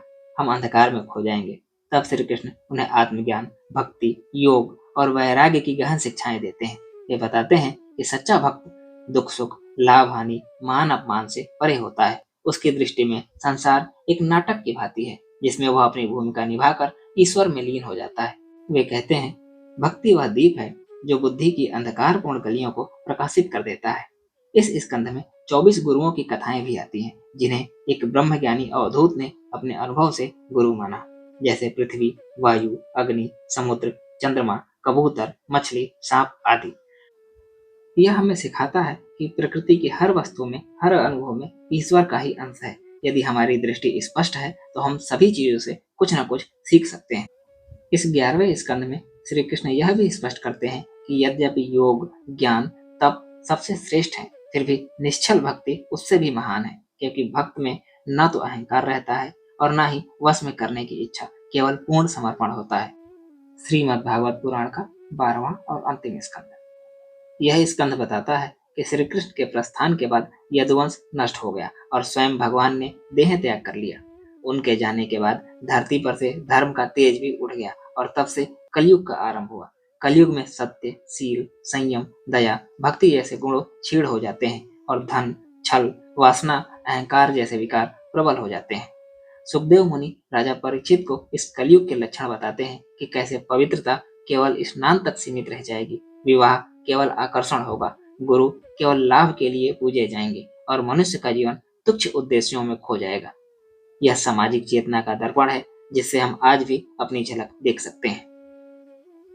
12वें स्कंद का एक अत्यंत भावुक दृश्य तब आता है जब राजा परीक्षित, जो सुखदेव से 7 दिन तक कथा सुन रहे थे, अब मृत्यु के समीप हैं। वे निर्विकार, निर्भय होकर अपने मन को भगवान में स्थिर कर देते हैं। कथा समाप्त होती है और परीक्षित मृत्यु को प्राप्त हो जाते हैं। 5वां पुराण है नारद पुराण। नारद पुराण एक महत्वपूर्ण भक्ति ग्रंथ है जिसे भगवान नारायण द्वारा भगवान विष्णु के भक्त नारद को सुनाया गया है। यह पुराण मुख्य रूप से भक्ति, योग, धर्म और जीवन के उद्देश्य पर आधारित है। इसे भक्ति महापुराण भी कहा जाता है क्योंकि इसमें भगवान की भक्ति के महत्व और उसकी शक्ति का अत्यधिक वर्णन किया गया है। यह पुराण सभी वर्गों के लिए उपयुक्त है और जीवन के विभिन्न पहलुओं, धर्म, कर्म, पूजा और साधना को समझने में मदद करता है। नारद पुराण की कथा की शुरुआत भगवान नारायण के दर्शन से होती है। नारद मुनि अपने गुरु नारायण से पवित्रता और धर्म के विषय में उपदेश प्राप्त करते हैं। इस पुराण का मुख्य उद्देश्य यही है कि प्रत्येक व्यक्ति को भगवान विष्णु की भक्ति में अपना जीवन समर्पित करना चाहिए, क्योंकि भक्ति ही मोक्ष की कुंजी है। नारद पुराण में कई कथा श्रृंखलाएं और उपदेश दिए गए हैं जो विभिन्न जीवन स्थितियों में मददगार साबित होते हैं। यह पुराण 38 अध्यायों में विभाजित है और हर अध्याय में धर्म, साधना, भक्ति और पूजा की विधियों का विश्लेषण किया गया है। प्रत्येक अध्याय एक नई सीख देता है जो जीवन को धर्मयुक्त और मंगलमय बनाने के लिए आवश्यक है। यह पुराण विशेष रूप से भगवान विष्णु के 10 प्रमुख अवतारों का उल्लेख करता है जो पृथ्वी पर धर्म की रक्षा के लिए प्रकट हुए थे, जैसे मत्स्य अवतार, कूर्म अवतार, वाराह अवतार, नरसिंह अवतार, वामन अवतार, परशुराम अवतार, राम अवतार, कृष्ण अवतार, बुद्ध अवतार और अंतिम कल्कि अवतार। यह पुराण धार्मिक व्रतों, तीर्थ यात्राओं, धर्मशास्त्रों और मंत्रों का भी विस्तार से वर्णन करता है। इसके माध्यम से यह भी बताया जाता है कि किस प्रकार पूजा विधियां और तंत्र मंत्र से मानसिक शांति, शुद्धता और ईश्वर का आशीर्वाद प्राप्त किया जा सकता है। साथ ही इस पुराण में व्रत और तपस्या की महिमा भी बताई गई है कि व्यक्ति को उच्चतम और आध्यात्मिक स्थिति में पहुंचाने के लिए कौन से कार्य किए जाने चाहिए। नारद पुराण का एक प्रमुख संदेश यह है कि भगवान के प्रति भक्ति सबसे श्रेष्ठ धर्म है और वह व्यक्ति के जीवन में हर क्षेत्र में सुख और शांति का कारण होता है।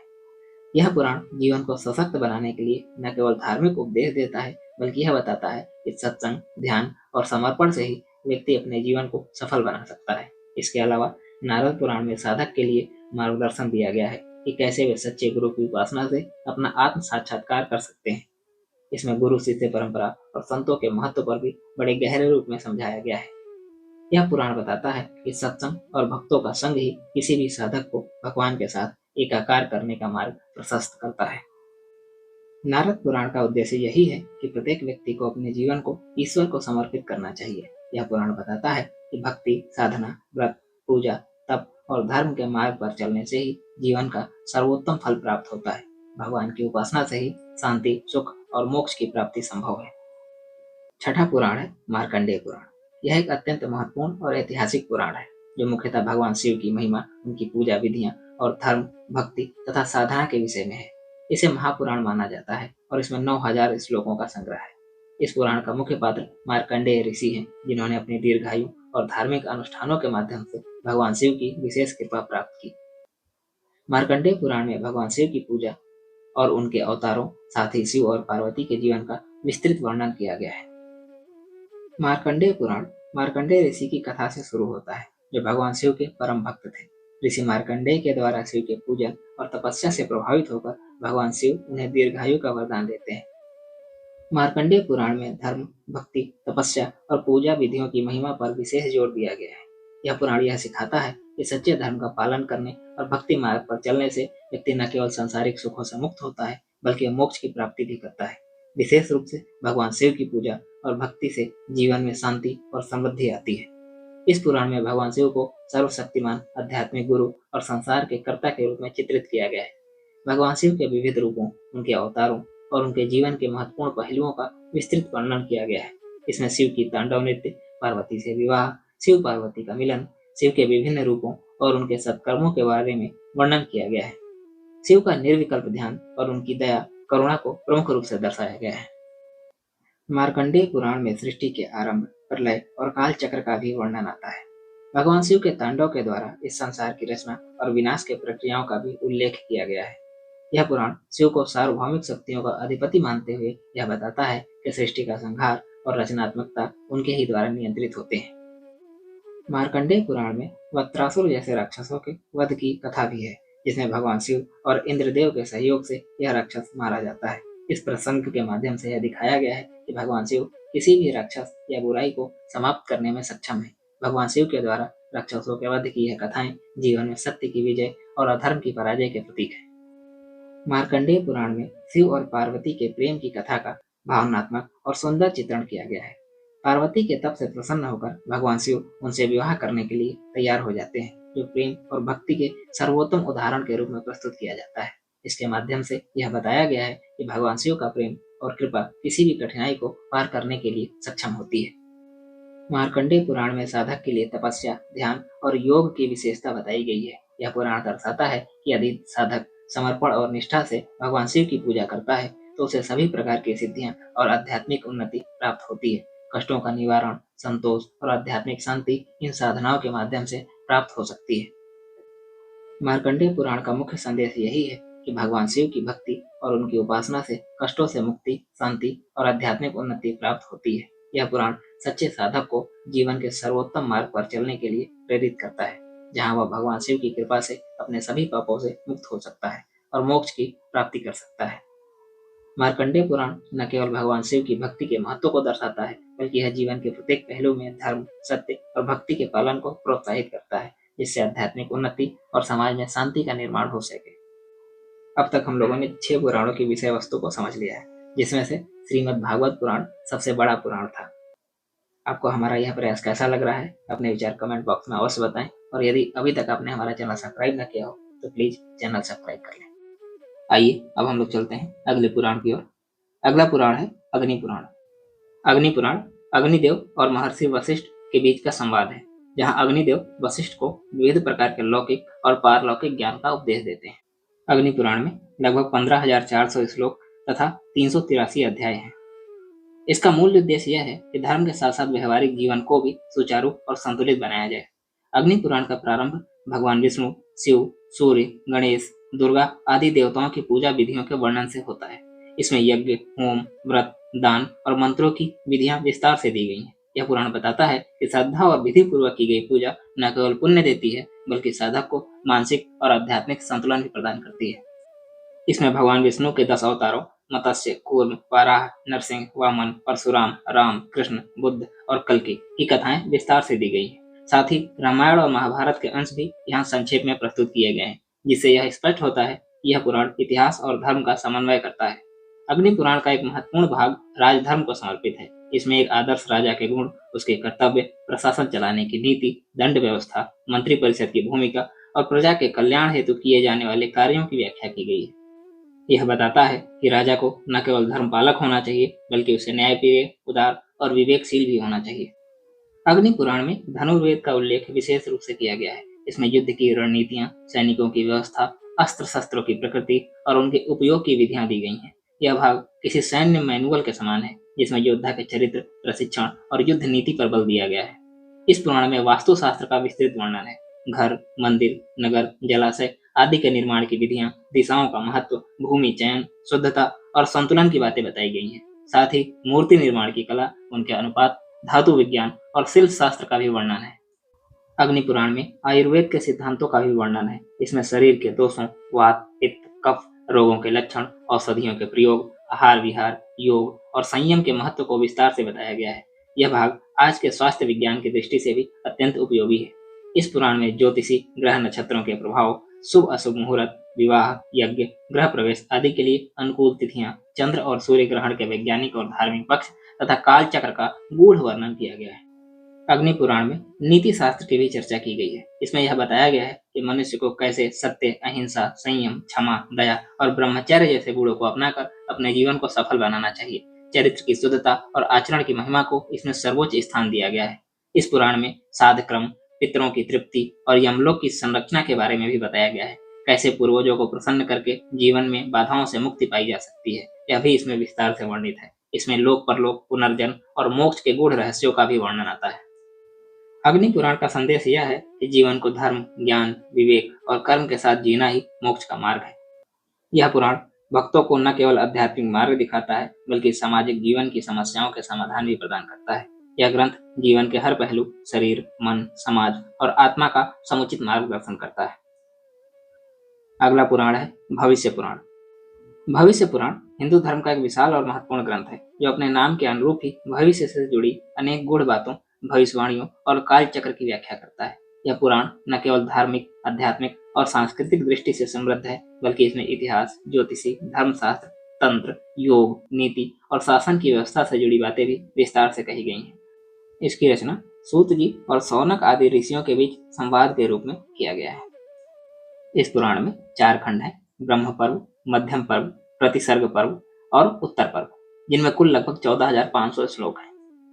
इनमें कलयुग की घटनाओं, राजवंशों और आने वाले समय के धार्मिक, सामाजिक और नैतिक पतन का चित्रण किया गया है। भविष्य पुराण का प्रारंभ सृष्टि की उत्पत्ति, ब्रह्मा, विष्णु और महेश की भूमिका और प्रकृति व पुरुष के दर्शन से होता है। इसमें यज्ञ, व्रत, तपस्या, दान, तीर्थ और धार्मिक कर्तव्यों का वर्णन किया गया है। यह खंड बताता है कि सृष्टि की रचना परम ब्रह्म द्वारा हुई है और धर्म ही उसका आधार है। इसमें सनातन धर्म के मूल सिद्धांतों को स्थापित किया गया है, जैसे सत्य, दया, ब्रह्मचर्य, संयम और भक्ति। इस भाग में धार्मिक व्रतों, पर्वों और त्योहारों की विस्तृत जानकारी दी गई है। इसमें शिवरात्रि, श्री कृष्ण जन्माष्टमी, रामनवमी, बसंत पंचमी, होली, दीपावली, सूर्य पूजा, नवरात्रि आदि की महिमा और पूजा विधियां वर्णित है। यह बताता है कि हर व्रत और उत्सव किसी न किसी दैवीय शक्ति से जुड़ा हुआ है और उनका पालन करने से मनुष्य को आध्यात्मिक पुण्य, मानसिक शांति और पारिवारिक सुख की प्राप्ति होती है। भविष्य पुराण का सबसे विशिष्ट भाग है प्रतिसर्ग पर्व, जिसमें अतीत और भविष्य दोनों का गूढ़ वर्णन है। यहाँ से यह पुराण वास्तव में भविष्य वक्ता बनता है। इसमें महाभारत के बाद के राजवंशों, मौर्य वंश, शुंग वंश, गुप्त वंश, हूणों, मलेच्छों, मुगल वंश और यहाँ तक कि ब्रिटिश शासन तक की भविष्यवाणियां दी गई हैं। कई विद्वानों का मानना है कि इस पर्व में कही गई बातें ऐतिहासिक दृष्टि से चौंकाने वाली हैं।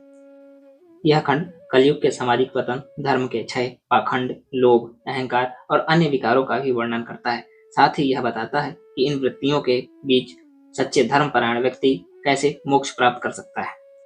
उत्तर पर्व में राजधर्म, न्याय व्यवस्था, प्रजा कल्याण और राजा के कर्तव्यों को विस्तार से बताया गया है। यह खंड आदर्श शासन व्यवस्था की झलक प्रस्तुत करता है। इसमें शासक को धर्मशील, प्रजावत्सल और तपस्वी बताया गया है। इसमें यह भी कहा गया है कि राजा यदि धर्म से हटे तो प्रजा भी पथभ्रष्ट हो जाती है। यह खंड विविध देवी देवताओं की स्तुतियां, ध्यान विधियां और भक्ति के मार्ग की महिमा का भी प्रतिपादन करता है। यहाँ गायत्री, दुर्गा, लक्ष्मी, सरस्वती, विष्णु, शिव, गणेश आदि की उपासना के प्रभावों का विस्तृत वर्णन किया गया है। भविष्य पुराण विशेष रूप से कलयुग पर केंद्रित है। इसमें कलयुग में होने वाले धार्मिक, सामाजिक और मानसिक पतन की चौंकाने वाली भविष्यवाणियां की गई हैं। आइए कुछ भविष्यवाणियां देखते हैं। इसमें लिखा है, ब्राह्मण केवल वेशधारी बन जाएंगे, लेकिन आचरण से गिर जाएंगे। गुरु शिष्यों से धन लेकर ज्ञान देंगे। धर्म व्यापार बन जाएगा और न्याय बिकेगा। स्त्रियां अपने सौंदर्य का उपयोग स्वार्थ के लिए करेंगी। पुत्र अपने पिता की हत्या करेंगे, भाई भाई के शत्रु बनेंगे और अंत में एक नई चेतना का अवतरण होगा जो धर्म की पुनः स्थापना करेगा। भविष्य पुराण यह संदेश देता है कि चाहे कलयुग कितना भी विकृत हो जाए, भक्ति, सत्संग, नाम स्मरण, दया और त्याग से मोक्ष संभव है। यह बताता है कि अंत में केवल ईश्वर का नाम, संतों की संगति और अपने आत्मा की खोज ही व्यक्ति को बचा सकती है। हमारा अगला पुराण है ब्रह्म वैवर्त पुराण। ब्रह्म वैवर्त पुराण में ब्रह्मा, विष्णु और शिव के वैवर्त अर्थात परिवर्तन के माध्यम से कृष्ण तत्व, राधा तत्व और शक्ति के आध्यात्मिक रहस्य को उद्घाटित किया गया है। यह पुराण मुख्यतः भक्ति, प्रेम, योग, ब्रह्म ज्ञान और तांत्रिक दर्शन के मधुर संगम से निर्मित है। इसमें कुल 18,000 श्लोक हैं जो 4 खंडों में विभाजित हैं: ब्रह्म खंड, प्रकृति खंड, गणपति खंड और श्री कृष्ण जन्म खंड।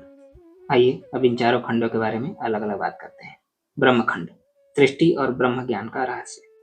इस खंड की चर्चा सृष्टि की उत्पत्ति से शुरू होती है, जहाँ बताया गया है कि परम ब्रह्म श्री कृष्ण है और शेष सब उन्हीं से प्रकट हुए हैं: ब्रह्मा, विष्णु, शिव, देवी, देवता और समस्त जीव।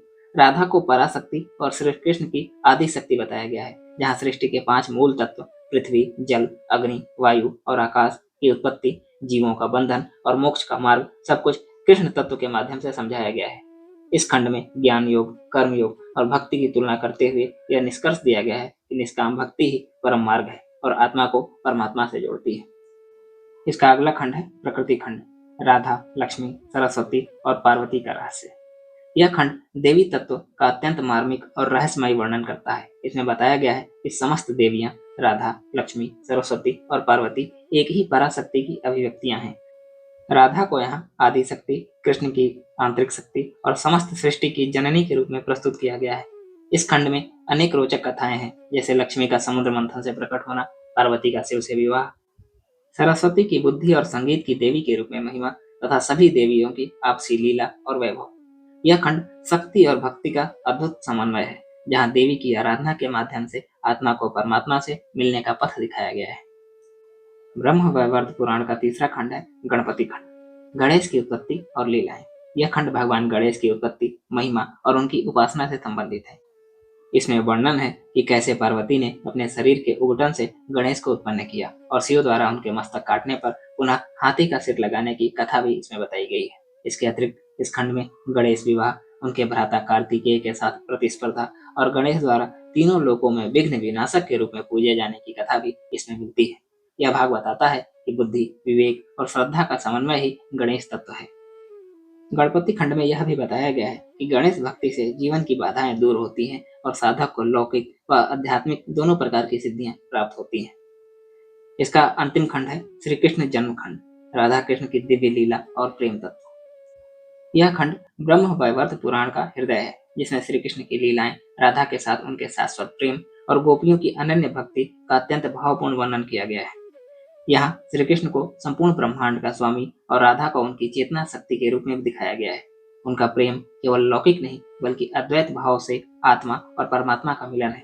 गोपियों के प्रेम को ईश्वर के प्रति पूर्ण समर्पण का प्रतीक माना गया है। श्री कृष्ण की जन्म की कथा, बाल लीलाएं, रासलीला, बंसी की धुन, वृंदावन की रस भरी रातें और राधा का वियोग सभी इस खंड में अत्यंत मधुरता से वर्णित किया गया है।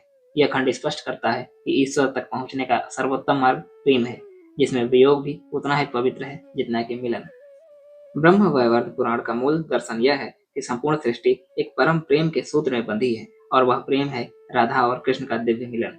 यह पुराण न केवल ज्ञान की बातें करता है, न केवल पूजा की, बल्कि यह बताता है कि ईश्वर तक पहुंचने का सबसे सहज मार्ग है भावपूर्ण भक्ति, निष्कलंक प्रेम और आत्मा की पूर्ण समर्पण की भावना।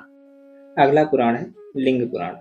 लिंग पुराण हिंदू धर्म का एक प्रमुख और प्राचीन पुराण है, जो मुख्यतः भगवान शिव के लिंग रूप की महिमा, उपासना, तत्व ज्ञान और उनके विभिन्न लीलाओं पर केंद्रित है। यह पुराण दर्शाता है कि सृष्टि का मूल और अंत लिंग रूपी ब्रह्म में निहित है, जहाँ लिंग केवल प्रतीक नहीं बल्कि ब्रह्म की चेतन अवस्था का सूक्ष्म और व्यापक रूप है।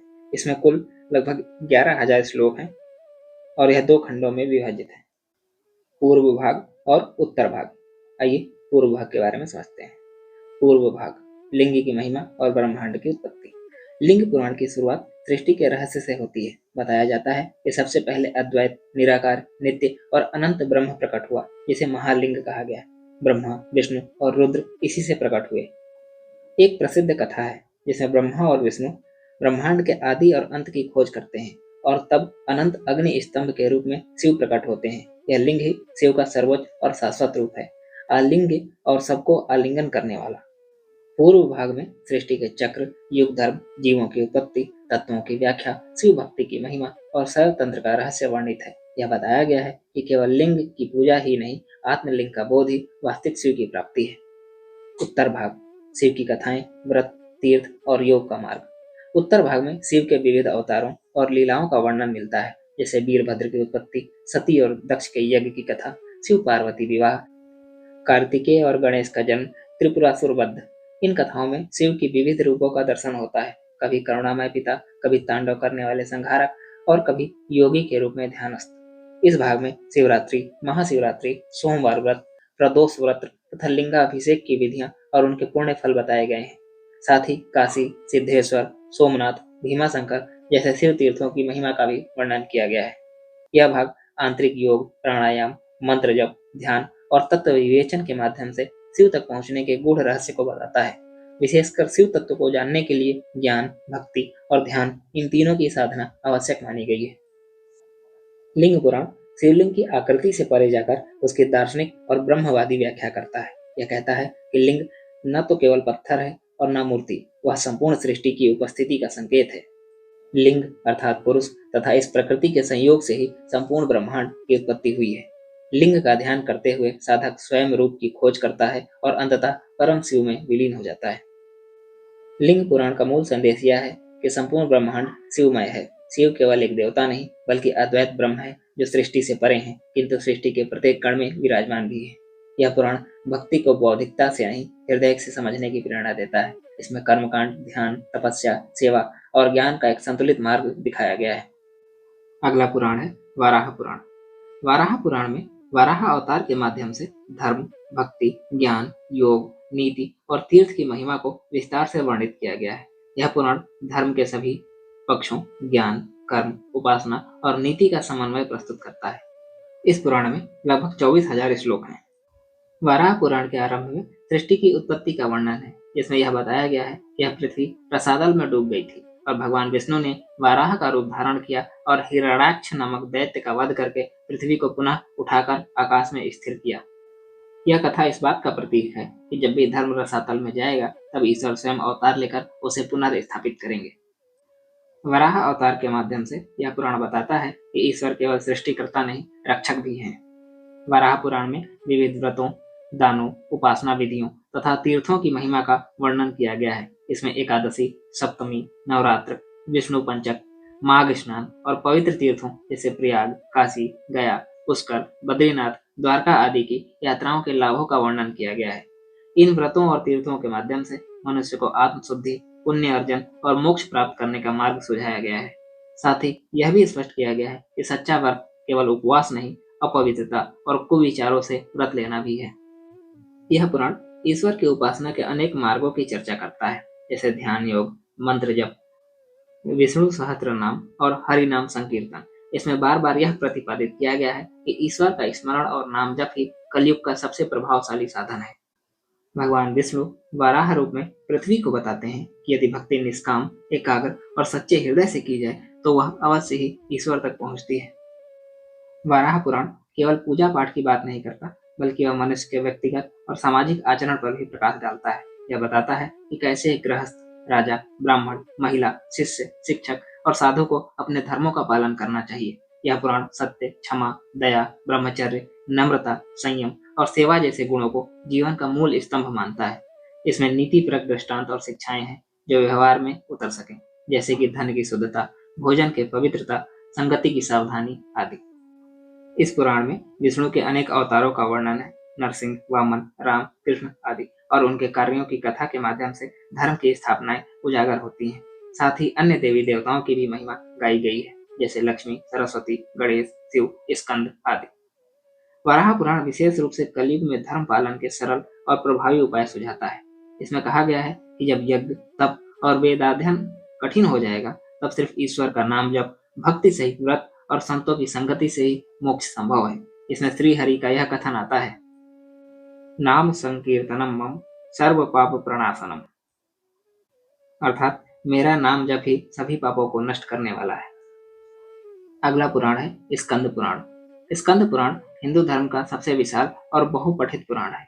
यह न केवल अपने आकार में अन्य पुराणों से बड़ा है बल्कि इसमें धार्मिक, ऐतिहासिक, सांस्कृतिक, भौगोलिक, तात्विक और सामाजिक सामग्री का अत्यंत व्यापक समावेश है।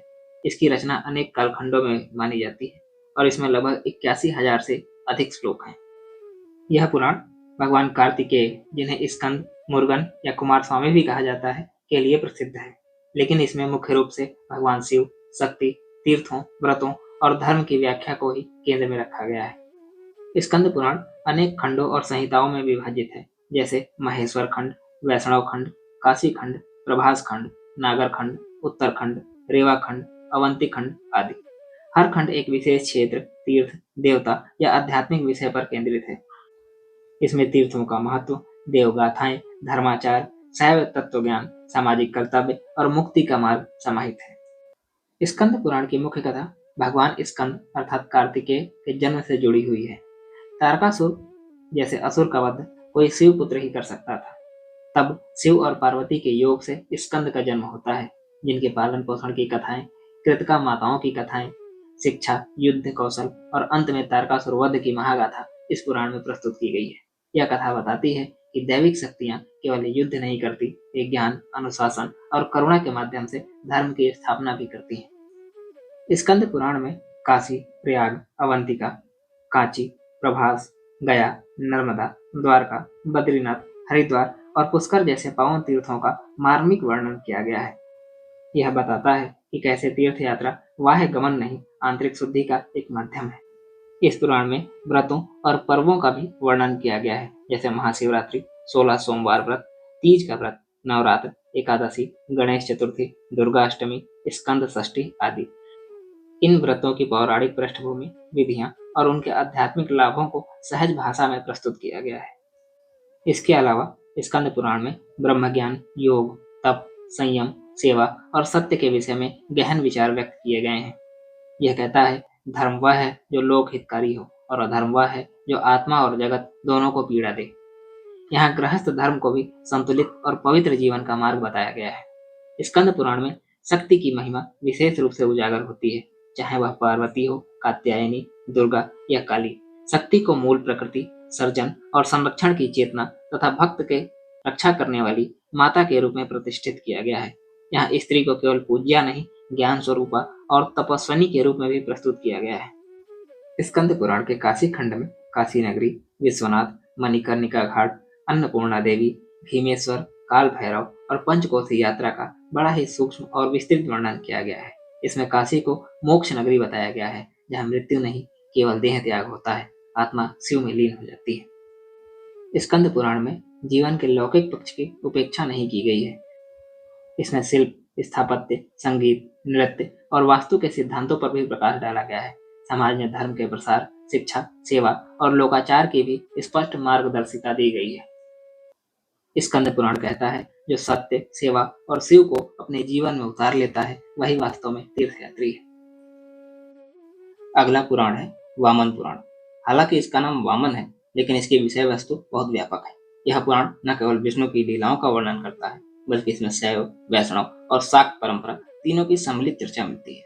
यह धर्म, ज्ञान, कर्म, भक्ति, नीति और तीर्थ के साथ साथ जीवन की रहस्यमय प्रक्रियाओं को भी गहरे अर्थों में खोलता है। वामन पुराण में लगभग 10,000 श्लोक हैं। इसकी शैली संवादात्मक है, जिसमें कई बार प्रश्नकर्ता और उत्तरदाता दोनों बदलते रहते हैं, कभी नारद, कभी पुलत्स्य तो कभी विष्णु स्वयं। वामन पुराण का प्रमुख प्रसंग वामन अवतार से जुड़ा हुआ है, जब भगवान विष्णु ने बौने ब्राह्मण के रूप में अवतार लेकर बलि जैसे दानवीर असुर से 3 पग भूमि मांगी और फिर 3 पगों में पूरे त्रिलोक को नापकर असुरों के दंभ को विनम्रता में परिवर्तित कर दिया। यह कथा केवल चमत्कार की नहीं, बल्कि धर्म की पुनर्स्थापना, भक्ति की परीक्षा और सत्य के समर्पण की है। बलि की महानता, उसका दान और विष्णु के प्रति उसकी भक्ति इस कथा को एक अत्यंत मार्मिक आध्यात्मिक गहराई देती है। वामन पुराण सृष्टि की उत्पत्ति, ब्रह्मा, विष्णु और शिव की भूमिकाओं और पंच तत्वों की व्याख्या करता है। यह बताता है कि ब्रह्म ही मूल है, लेकिन उसका प्रकाश तीनों रूपों में कार्य करता है, अर्थात रचना ब्रह्मा, पालन विष्णु और संहार शिव। यह पुराण यह भी बताता है कि सृष्टि कोई बाहरी घटना नहीं, एक आंतरिक प्रक्रिया भी है। वामन पुराण में वर्णाश्रम धर्म की मान्यता का उल्लेख किया गया है। ब्राह्मण, क्षत्रिय, वैश्य, शूद्र चारों को समाज की चतुर्भुजा कहा गया है, जो मिलकर धर्म को टिकाए रखते हैं। इस प्रकार आश्रम धर्म, ब्रह्मचर्य, गृहस्थ, वानप्रस्थ और संन्यास जीवन के क्रमिक विकास की सीढ़ियां हैं। यह पुराण बार बार स्पष्ट करता है कि धर्म केवल कर्म कांड नहीं, वह संयमित, सेवा प्रधान और संतुलित जीवन है। इस पुराण में भी भारतवर्ष के विभिन्न तीर्थ स्थलों का उल्लेख है, जैसे हरिद्वार, प्रयाग, कुरुक्षेत्र, गया, द्वारिका, बद्रीनाथ, कांची, श्रीरंगम आदि। व्रतों और पर्वों की उपयोगिता भी समझाई गई है, विशेष रूप से वैकुंठ एकादशी, रामनवमी, कृष्ण जन्माष्टमी और श्रावण मास में शिवोपासना। व्रतों को आत्मनियंत्रण, संयम और ईश्वर से जुड़ने का माध्यम माना गया है, न केवल फल प्राप्ति का उपाय।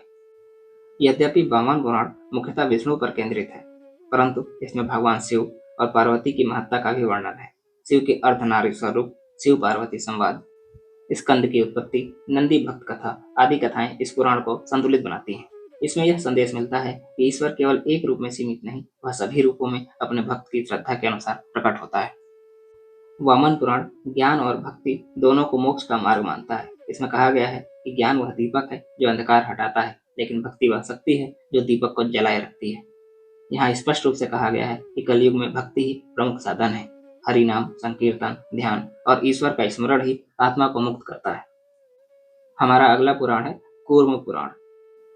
कूर्म पुराण भगवान विष्णु के कूर्म अवतार से संबंधित है। यह पुराण विष्णु के अवतारी स्वरूपों की लीलाओं, योग साधना, धर्मशास्त्र, अध्यात्म, ब्रह्म ज्ञान, व्रत विधान, तीर्थ महत्व, देवी उपासना, शिव भक्ति और लोक नीति जैसे विविध विषयों का समावेश करता है। कूर्म पुराण की शुरुआत में राजश्री सत्यव्रत, सूत, सौनक, नारद, ब्रह्मा के बीच गुण संवाद होता है। सत्यव्रत के जिज्ञासु प्रश्नों के उत्तर में ज्ञानप्रद पुराण खुलता है। ब्रह्मा कहते हैं कि जब सृष्टि में अराजकता बढ़ गई थी, तब भगवान विष्णु ने कच्छप अवतार में मंदराचल पर्वत को समुद्र मंथन के लिए अपने ऊपर उठाया था। समुद्र मंथन, जहाँ अमृत, विष और तत्व ज्ञान एक साथ बाहर आए, यही इस पुराण की प्रतीकात्मक पृष्ठभूमि है। जब देवताओं और दानवों ने समुद्र मंथन का संकल्प लिया, तो मंदराचल पर्वत को मथनी और वासुकी नाग को रस्सी बनाया गया। लेकिन जब मदराचल समुद्र में डूबने लगा, तब भगवान विष्णु ने कूर्म अवतार के रूप में मदराचल को अपनी पीठ पर स्थिर किया। इसका प्रतीकात्मक संदेश यह है कि कछुए के समान स्थिरता, धैर्य और संतुलन ही आध्यात्मिक यात्रा के मूल गुण है। जिस चेतना में धैर्य है, वही ब्रह्म मंथन कर सकती है। कूर्म पुराण में शिव की भक्ति को सर्वोच्च कहा गया है। यहाँ शिव को ब्रह्म स्वरूप, योगेश्वर, त्यागी और अघोरी से अगाध करुणामय तक के विविध रूपों में वर्णित किया गया है। ईश्वर गीता, जो कूर्म पुराण का महत्वपूर्ण भाग है, शिव और विष्णु के अद्वैत स्वरूप को प्रकट करती है। यह गीता आत्मा की मुक्ति, कर्म योग, भक्ति, तत्व ज्ञान और समाधि के रहस्यों को सरल शब्दों में समझाती है।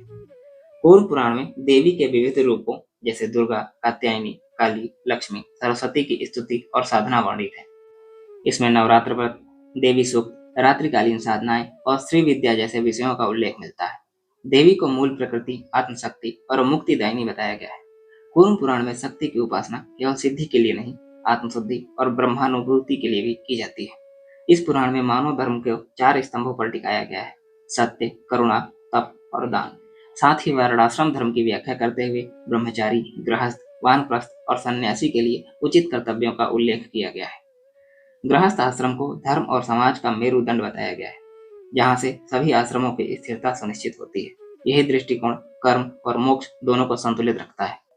कूर्म पुराण में भक्ति को मोक्ष का सहजतम मार्ग कहा गया है, विशेषकर कलयुग के लिए। साथ ही इसमें राजयोग, ज्ञान योग और ध्यान की पद्धतियों का भी उल्लेख किया गया है। आत्मा को नित्य शुद्ध बुद्ध जानकर उसके परमात्मा से अभिन्न स्वरूप को अनुभव करना ही ब्रह्म ज्ञान है। कूर्म पुराण में राजधर्म, नारी धर्म, गृहस्थ धर्म और आचार संहिता पर भी व्यापक विवरण मिलता है।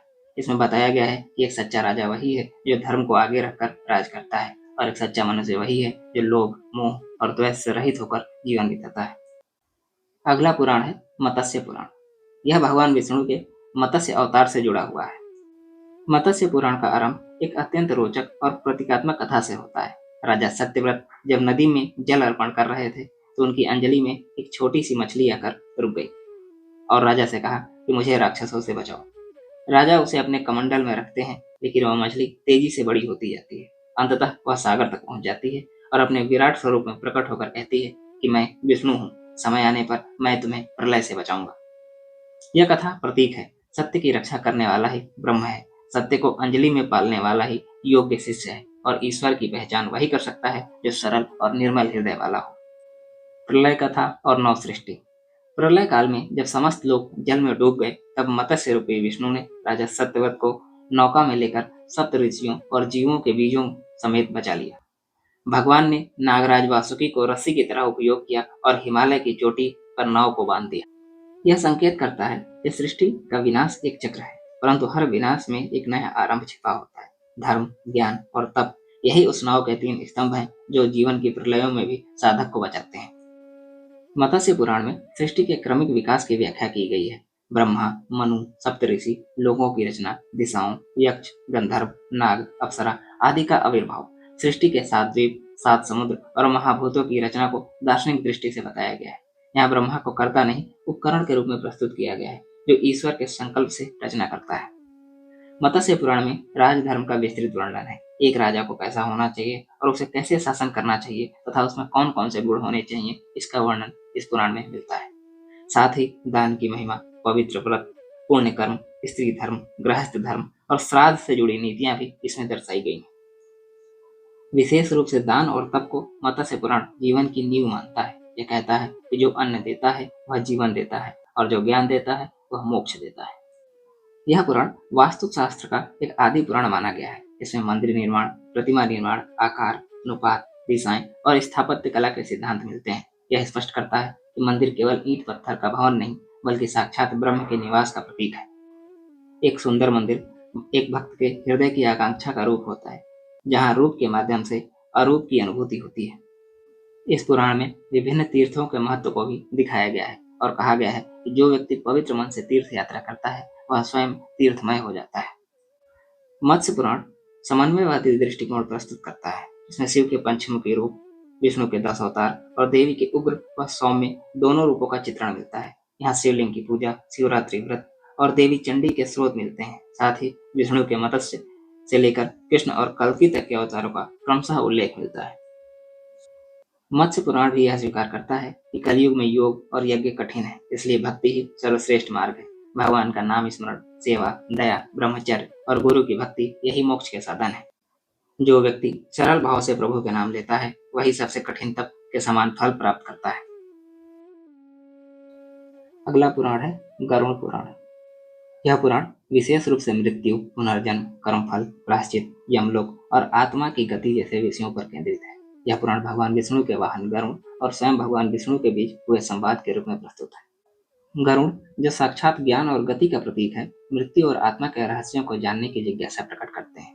भगवान विष्णु उन्हें सम्यक रूप से समझाते हैं कि शरीर की मृत्यु के बाद आत्मा किस प्रकार यमलोक की यात्रा करती है और कौन कौन से कर्म उसे बाधित करते हैं और किस प्रकार व्यक्ति अपने कर्मों से ही स्वर्ग या नर्क का भागी बनता है। यह न केवल मृत्यु का वर्णन है, बल्कि मृत्यु से पहले जीने की एक कला भी सिखाता है। गरुड़ पुराण में आत्मा के शरीर छोड़ने के क्षण से लेकर उसे यमलोक तक पहुंचने तक 16 दिनों की यात्रा का वर्णन अत्यंत विस्तार से किया गया है। इसमें बताया गया है कि कैसे पितृयज्ञ, श्राद्ध और दान आत्मा की गति को प्रभावित करते हैं। भगवान विष्णु बताते हैं कि प्रेत योनि, यमदूतों का मार्ग, 16 नर्क और उनके भयावह दंड कैसे आत्मा को अपने कर्मों के परिणाम स्वरूप भोगने पड़ते हैं। यहाँ यमदूतों का वर्णन केवल डराने के लिए नहीं, बल्कि यह दिखाने के लिए किया गया है कि पाप का परिणाम निश्चित है और धर्म की रक्षा स्वयं ईश्वर करते हैं। गरुड़ पुराण स्पष्ट करता है कि नर्क और स्वर्ग कोई काल्पनिक लोक नहीं, बल्कि चेतना की अवस्थाएं हैं। किसी ने जीवन में जो भी किया है वह उसी के अनुरूप फल भोगता है। पाप कर्म जैसे हिंसा, चोरी, मिथ्याचार और स्त्री गमन आदि के लिए भयानक नरकों का वर्णन है। वहीं सत्य कर्म जैसे सत्यवादिता, दया, दान, ब्रह्मचर्य और सेवा स्वर्ग के सुखों को जन्म देते हैं।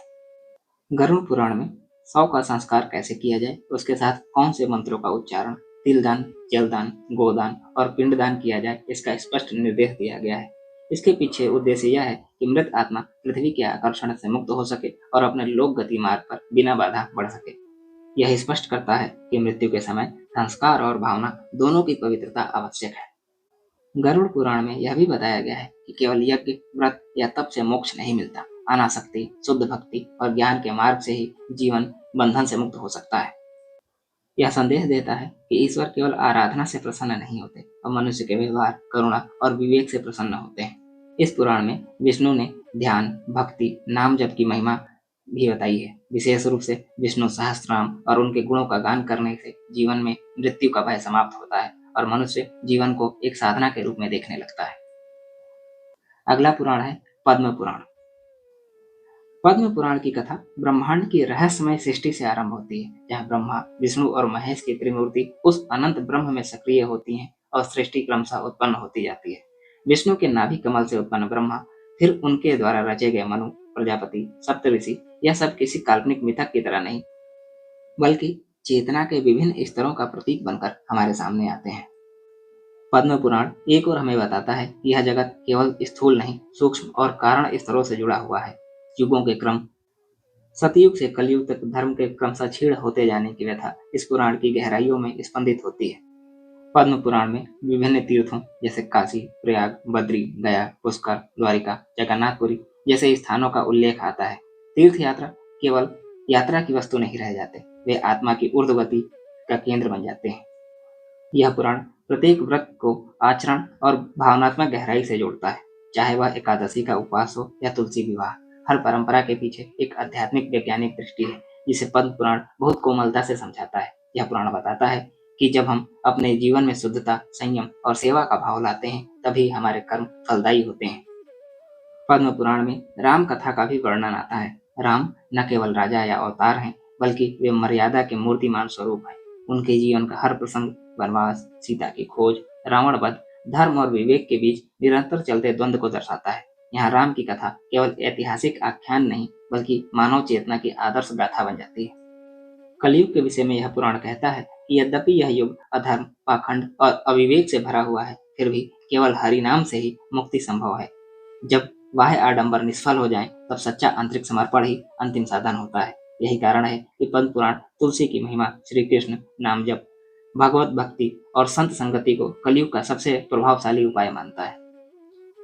तुलसी कोई पौधा नहीं, वह शुद्ध प्रेम, त्याग और तपस्या की मूर्ति है। वह स्वयं लक्ष्मी का अंश बनकर भगवान विष्णु से एकाकार होती है। तुलसी विवाह की परंपरा हमें यह सिखाती है कि भक्ति और श्रद्धा जब समर्पण में बदलती है, तब ईश्वर स्वयं उसके सामने नतमस्तक होते हैं।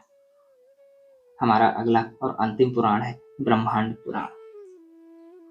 ब्रह्मांड पुराण सृष्टि के आदि, मध्य और अंत की गहरी गुत्थियों को सुलझाता है। इसके कथाएं और उपदेश जीवन के गूढ़ पहलुओं की चर्चा करते हैं और संसार की उत्पत्ति से लेकर जीवों के कर्मों, उनके परिणामों और समग्र ब्रह्मांड के स्थायित्व तक के व्यापक विचार प्रस्तुत करता है। ब्रह्मांड पुराण का नाम इसकी व्यापकता और विस्तार को दर्शाता है, क्योंकि यह पुराण ब्रह्मांड के हर पहलू पर विस्तार से प्रकाश डालता है। ब्रह्मांड पुराण में सृष्टि के निर्माण की प्रक्रिया की विस्तृत जानकारी दी गई है। इसे भगवान विष्णु के दिव्य स्वरूप से जोड़ा गया है, जो सृजन, पालन और संहार के रूप में हर युग में कार्य करता है। यह पुराण बताता है कि भगवान विष्णु का स्वरूप अनंत है और वह अपनी इच्छा से सृष्टि का निर्माण करते हैं, उसे बनाए रखते हैं और अंत में उसे समाप्त कर देते हैं, ताकि फिर से एक नया चक्र शुरू हो सके। सृष्टि के आरंभ में जब पृथ्वी पर कोई जीव नहीं था, तब ब्रह्मा का जन्म भगवान विष्णु की नाभि से हुआ। ब्रह्मा के द्वारा सभी सृष्टियों का निर्माण हुआ और इसके साथ ही रचनात्मक शक्ति का प्रवाह हुआ। इस पुराण में ब्रह्मा के अलावा भगवान शिव, देवी शक्ति और अन्य देवताओं की महिमा का भी गान किया गया है।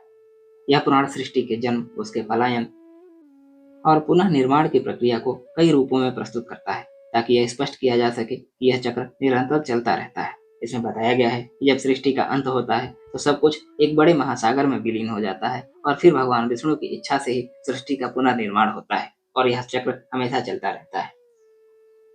ब्रह्मांड पुराण में ब्रह्मा के उत्पन्न होने से लेकर उनके द्वारा किए गए रचनात्मक कार्यों का वर्णन है। इसमें ब्रह्मा द्वारा सृष्टि के विभिन्न पहलुओं का निर्माण, उन पर नियंत्रण की प्रक्रिया को बताया गया है। खासकर यह पुराण पृथ्वी पर जीवन के विभिन्न रूपों और उनकी उत्पत्ति की व्याख्या करता है। यह सृष्टि के 5 तत्वों पृथ्वी, जल, अग्नि, वायु और आकाश के माध्यम से जीवन के संचार को समझाता है। इस पुराण का एक बड़ा हिस्सा भगवान विष्णु के अवतारों और उनके द्वारा किए गए कार्यों पर आधारित है। विष्णु के 10 प्रमुख अवतारों का विस्तृत वर्णन है, जिसमें मत्स्य अवतार, कूर्म अवतार, वाराह अवतार, नरसिंह अवतार, वामन अवतार, परशुराम, राम, कृष्ण और बुद्ध अवतार शामिल हैं तथा अंत में कल्कि अवतार का भी वर्णन इसमें आता है। इन अवतारों के माध्यम से यह पुराण जीवन के विविध पहलुओं को समझाने की कोशिश करता है और यह संदेश देता है कि भगवान विष्णु हर युग में मानवता की रक्षा के लिए अवतार लेते हैं। इसके अतिरिक्त ब्रह्मांड पुराण में शिव पार्वती की कथा, सप्त ऋषियों का वर्णन, देवताओं और राक्षसों के युद्धों की कहानियां और विष्णु के विभिन्न रूपों की पूजा के संबंध में कई अद्भुत कथाएं हैं। यह पुराण यह भी बताता है कि भगवान शिव, विष्णु और ब्रह्मा के बीच सृष्टि की योजना और उसके कार्यों में कैसी परस्पर सहमति और सहयोग होता है और किस प्रकार से ये तीनों देवता एक दूसरे के कार्यों का समर्थन करते हैं। ब्रह्मांड पुराण में वर्णित तीर्थों की महिमा भी बहुत महत्वपूर्ण है। इसमें विभिन्न तीर्थों, मंदिरों और स्थानों की पूजा का महत्व भी विस्तार से बताया गया है। यह पुराण बताता है कि कुछ विशेष तीर्थ स्थानों पर जाकर व्यक्ति अपने पापों से मुक्ति पा सकता है और परमात्मा से मिलन का मार्ग प्रशस्त कर सकता है। समाप्ति के विषय में यह पुराण विस्तार से बताता है। जब काल का अंत आता है, तो सारी सृष्टि भगवान विष्णु के दिव्य योग शक्ति में समाहित हो जाती है, लेकिन ब्रह्मांड के इस संहार के बाद फिर से नया निर्माण प्रारंभ होता है और यह चक्र अनंत है और प्रत्येक काल के बाद एक नया आरंभ होता है, ताकि सृष्टि का यह क्रम निरंतर चलता रहे।